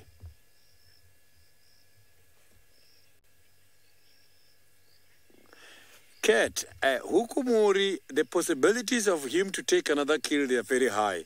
I'm going to take you back to what I have witnessed here in Juma, whereby Hosanna was catching some of the prey animals and hide them by one of the jackal berries. At one stage, Hosanna managed to have 2 different kills, and they were all hosted by the different trees. He had a small nyala and he had an impala. So you can see the animals, they are so very much opportunistic, and they will take action every time a prey animal presents itself. The fact that the animal has got killed already doesn't matter. He will go after something which is passing by. So the possibilities of the cat Hukumuri to catch something, if there is any presence of a prey animal here, they are very much high. So now let's go back to Taylor, who is searching for something during the dark.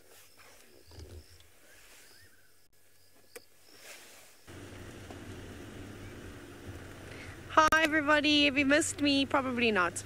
Right, we are driving on Sandy Patch now. I did just quickly check towards Sydney's dam just to see if the Nkuhumas maybe came this way. So I also asked Dylan earlier today if he's heard anything else on the Leons, and he says no. He says just the 5 torchwood females that have been spotted at Nkoro that I was telling you about. I think this morning I was telling you about them. So they haven't actually seen the Nkuhumas. Oh, and then he mentioned about the Nkuhuma male and the Mangen boy, well, the 2 of them that were together. But they obviously crossed into Juma. Still didn't see where they crossed out. Strange. Very, very, very strange. So I thought we might as well just come and check this area once more, because maybe they'll jump out or they'll be sitting on the road. They seem to like Sandy Patch at the moment. Sandy Patch and Buyatela Access is like their go-to route. So we will check their go-to route. And also Tlalamba the princess didn't pop out either. Rexon had heard that. No, he didn't hear that. He heard Kudu alarming and Impala alarming, and he sat for ages around Twin Dams, hoping that she was going to pop out, but it didn't sound like she did. So she's a sneaky cat, but maybe she'll be there in the morning. There's lots of food around for her, but a bit big. Waterbuck, really big Impala rams. I don't know if she's strong enough to take down an Impala ram just yet, or she has the experience. I mean, definitely think she can take down a young Impala lamb, no problem. Scrub hair, Dacre, Steenbok, she'll be fine, but not a big Impala ram. That's gonna be a bit of a challenge. She doesn't really have much weight to sort of throw around, like not like Tumba did. Did I tell you about the cool thing that I saw? Maybe some of you read the blog that I wrote. I'll tell you now. Firefly, yes, I think if Thandi and Tlalamba had a meeting, I don't think it's going to be a particularly nice one. She want to have a look at a nightjar. Who wants to see a nightjar? I think there'll be some snarling. No, you can't see the nightjar because it's not flown away, obviously. I don't know why I even stopped. So Thandi's not going to be impressed. Tlalamba probably try and, say, hey, Mom, what's up? But I think Thandi's tired now. She's wanting to... Well, she's given up babysitting duty. She's like, right, be free. You're on your own. She'll tolerate her, though. I mean, we've seen it when... Is Dad a bush baby? You saw that, Senzo? What are them eyes up top there? On the tree. Sorry, stand by, everyone. Ooh, that's loud. Oh, where did they go? Can you zoom into that? Yeah, that there. I think it might have been a birdie. There was some serious eye shine going on. Oh, no. Senso going again. Bottom. Bush baby! Yes! Everybody, there is a lesser Gallagher. How cool is that? You can just see it. It's a bit difficult. We're in infrared now. We've gotten into infrared, everybody. I'm still going to shine my light. That's so cool. Bouncing down to the bottom branches now. Where are you going? They'll be very happy at this time of the year too, with all the bugs that are about. Whee! That was a great jump. That's so epic. It's still bouncing. I think we're going to lose it though because we've now got too many trees in front of us. But that was a fantastic sighting. That was something I completely forgot about that lived in this area. Bush babies. I also wonder how Lauren is enjoying the sound of the Hyraxes in the Mara. I'd love to hear her feedback. When the Mara is back up and running again, so we're having some technical difficulties down there with the interwebs. And when they're back up and running, though, we'll have to ask Lauren what she thinks about that.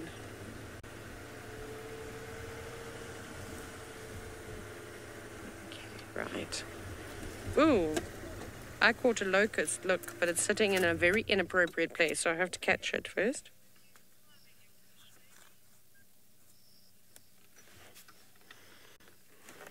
You can do it in infrared. How cool. Is this like a rain locust or something? It's very camouflage colors. It's all browns and greys. Got big eyes. Its antennae look like grass, don't you think? Very cool. It's got, look at all the sort of serrated bits on the back of its legs, Senzo. That's quite cool. You can see quite nicely. Look at that. And it's a great defense mechanism to have that. And you can see its wings are folded back. Awesome. That's what jumped on me, though. See, I didn't even get a fright this time. Lots of little nocturnal critters. Okay, but we'll keep driving. We'll let this little creature live here until it decides to fly away. Hopefully it won't fly away back in my face. I will not be very happy with that. I will flick you. If you do that, you'll get flicked off far away. Nice. Bush baby. Locust. Grasshopper thing. What else are we going to see next? Let's go with puff adder. I would like to know it's scrub hair. Scrub hair, off the road. Please, will you vacate to the left? No? Thank you. Let's come back for a second wind. No! This is a fun game that we play with the scrub hairs. Chase the scrub hair around in the evening. Okay, it's gone now. Let us keep searching.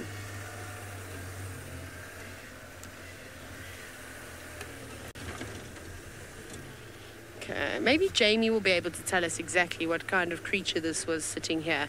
Jamie, it's brown and it had a bit of grey on it, so good luck. Let's go back to Jamie in the tent, who might even tell you about some night grasses.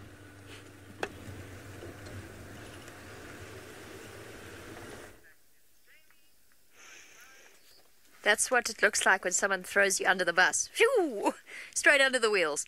I have absolutely no idea what locust that was. I wasn't even looking. I'm sorry. I was not even watching.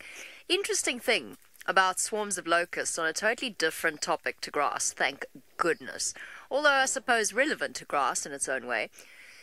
There's a whole interesting thing that I read the other day about the swarms of locusts that occur in certain areas. And for a long time, biologists were totally baffled because these locusts had a specific coloring to them and they looked very different to the seasonal locusts that they would see every year. And they couldn't understand where this different species was coming from, where it just all of a sudden happened to come up in these swarms. And you know what? The grass pollen has all got up my nose because, well, I cannot stop sneezing. I'm going to do my best to try and hold back for this segment. Anyway, what they eventually discovered is that locusts, when on their own, a lot of species of locusts have a very particular color scheme, and they actually avoid each other. But in a situation where it starts to favor high populations of that particular locust, they actually become a totally different color and often become a bit larger and a bit more elongated and a little bit stronger. And then all of a sudden that population booms, they start to move together when they start to change color like that, and all of a sudden you've got a swarm. Fascinating fact, and it's purely to distract you from the fact that I've got absolutely no idea which locust was sitting on Taylor's dashboard. Last thing about grass, because I've now burned through all the content that we had and all the content that I collected, I have to show you something funny. Different grasses have different grazing values, as discussed. Panicum grass, fantastic for cows. Something like, I'll put it up for you in a sec there, Jandre. And then you've got something like the carrot seed, for example, or the tassel 3-orn, which doesn't have very good grazing value at all. So reference books about grass will actually specifically have little symbols for it. And I just love the key that they've chosen in this grass book, which definitely, if you were to ask me, isn't written by a gentleman called Oatshoorn, if you are interested in grass. So this is a happy cow for when it's high grazing value. And then this is a sort of sad cow because it's only average grazing value. And then my absolute favorite is this is a low grazing value grass, which is a very angry cow.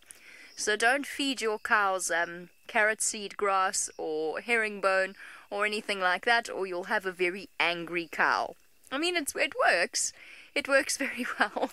A suitable way of expressing how cows feel about those type of grasses. And I imagine if you were to replace that cow symbol with, say, a rhino, you could have an angry rhino when presented with something like carrot seed, or perhaps you could have a really happy rhino when presented with red grass. Little happy rhino symbol. They probably should have used, well, grasses are relevant to people other than us.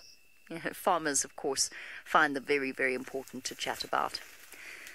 I've run out of things to tell you about grass. The end. Goodbye. It's been an absolute joy. I hope you didn't get too overexcited. And just when you think the excitement is just too much, Hukumuri is going to add to it by doing a marvelous job of being fast asleep.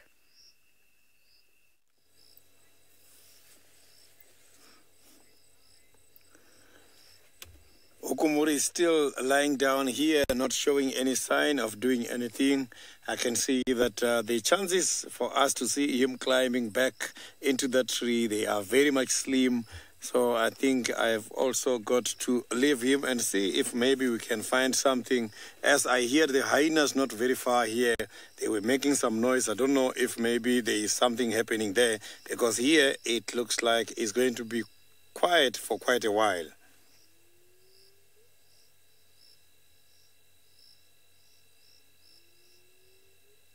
I can hear the hyenas are starting to call a lot, and a lot of them are not far away from here where I am. So you can see that now Hukumuri is enjoying his deep sleep. I'm left with no option but to leave him and see if we can find something interesting. Maybe we might be lucky and find something here by the treehouse dam.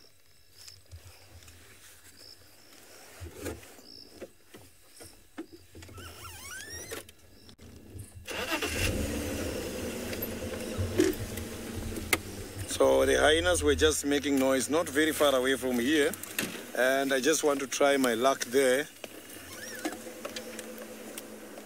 Maybe some other competitors are coming this side.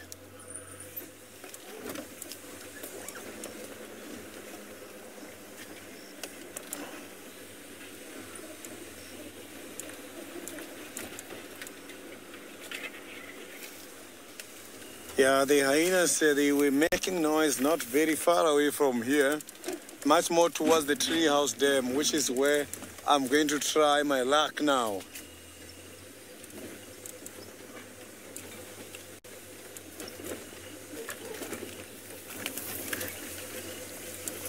The bush is very thick here. The bush is very much thick here where I am. It's difficult to see far.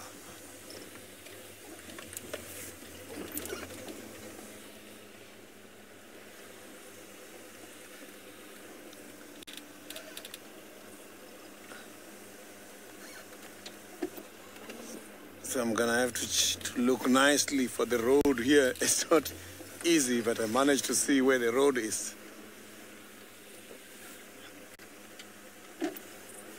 So now let's go back to Taylor.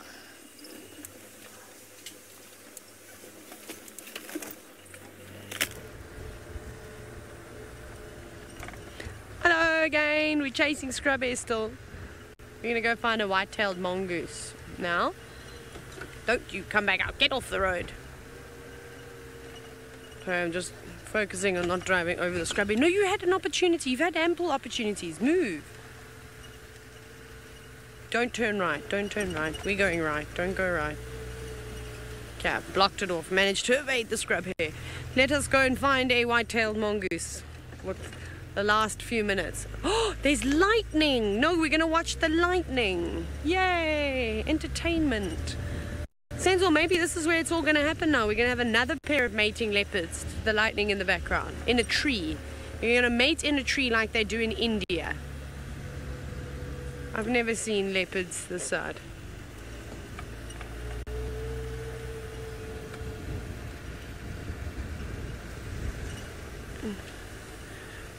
I don't know who asked that.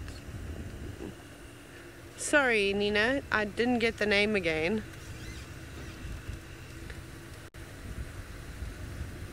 To wait, there's a long delay, it's always awkward. Creak, creak. Okay, cancelled. Never mind, don't worry.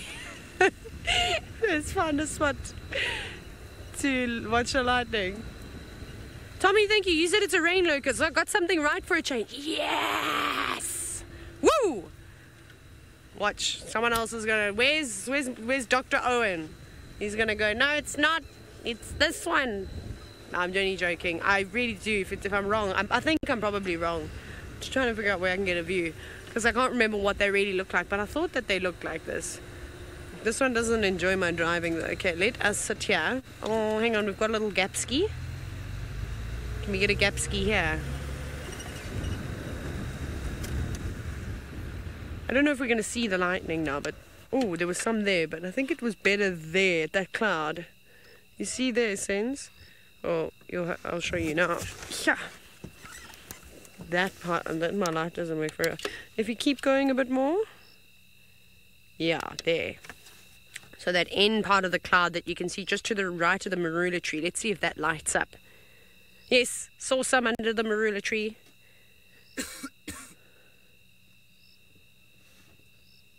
There's no thunder though, so we're not going to be able to listen to anything. To the crickets if you like.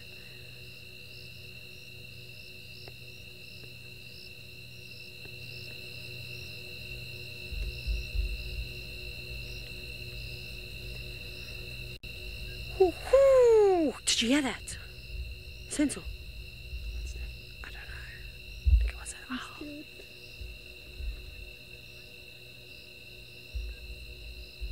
I think it wasn't. No, I'm just joking. It was me. Everybody, it was me making owl noises. That's amazing, Angel. I'm so glad that there's an elephant at the dam cam. Enjoy. You can always switch over and watch it there. We're not going to head down that way, unfortunately. I'm not going to bother the elephant at night. Even though I've got infrared, I just think it's unnecessary. If we bump them, cool, but I'm not going to go searching for elephant at night time. What else we got here, Senzo? The lightning is not happening this evening, so I'm searching the trees around us for content. Nothing. Fine, we'll go then. No, come back. The show's not finished. It's gone. You can be free. Okay, the locust has now left the building or left the vehicle. Maybe we'll get some more bush babies. This has become quite an overgrown area. I'm surprised since 2016 how quarantine has transformed. It was a lot more open a couple of years ago, and now all the silver cluster leaves have come through and lots of new bush willows, and they're starting to encroach this fairly open area. And if it carries on, I reckon in like another 5 or 6 years, it's not going to be open at all. I think it will just be littered with all these encroaching trees. That's the problem. That is the problem. Then we won't see any zebra ever again. No, I'm just joking. We see them on other parts too. But I am going to turn around here because it's almost the end of safari. Okay, these marula trees are good for bush babies because I've seen them in here before. Lots of them. But probably not tonight because I think we already got spoiled with one bush baby. Whee! Okay, we're going to turn around. No white-tailed mongoose just yet, so lots of bugs as I drove into the grass. Chase them all away. Luckily I didn't gym arms today. Whew! Would have been sore. Okay. Come on, last minute white-tailed mongoose or honey badger. One of the two. Would be great. Will we see it? I don't know. Got 30 seconds, everybody. 30 seconds. Oh, Senzo's got the moon as we're driving. Sorry, everyone. We're cruising. That's really nice. Beautiful, lovely moon. We should still be able to see the stars. Isn't that gorgeous? Right, but that's all the time we have for you this evening. So thank you very much for joining us. And we look forward to doing it all again tomorrow morning. Good night. Bye-bye.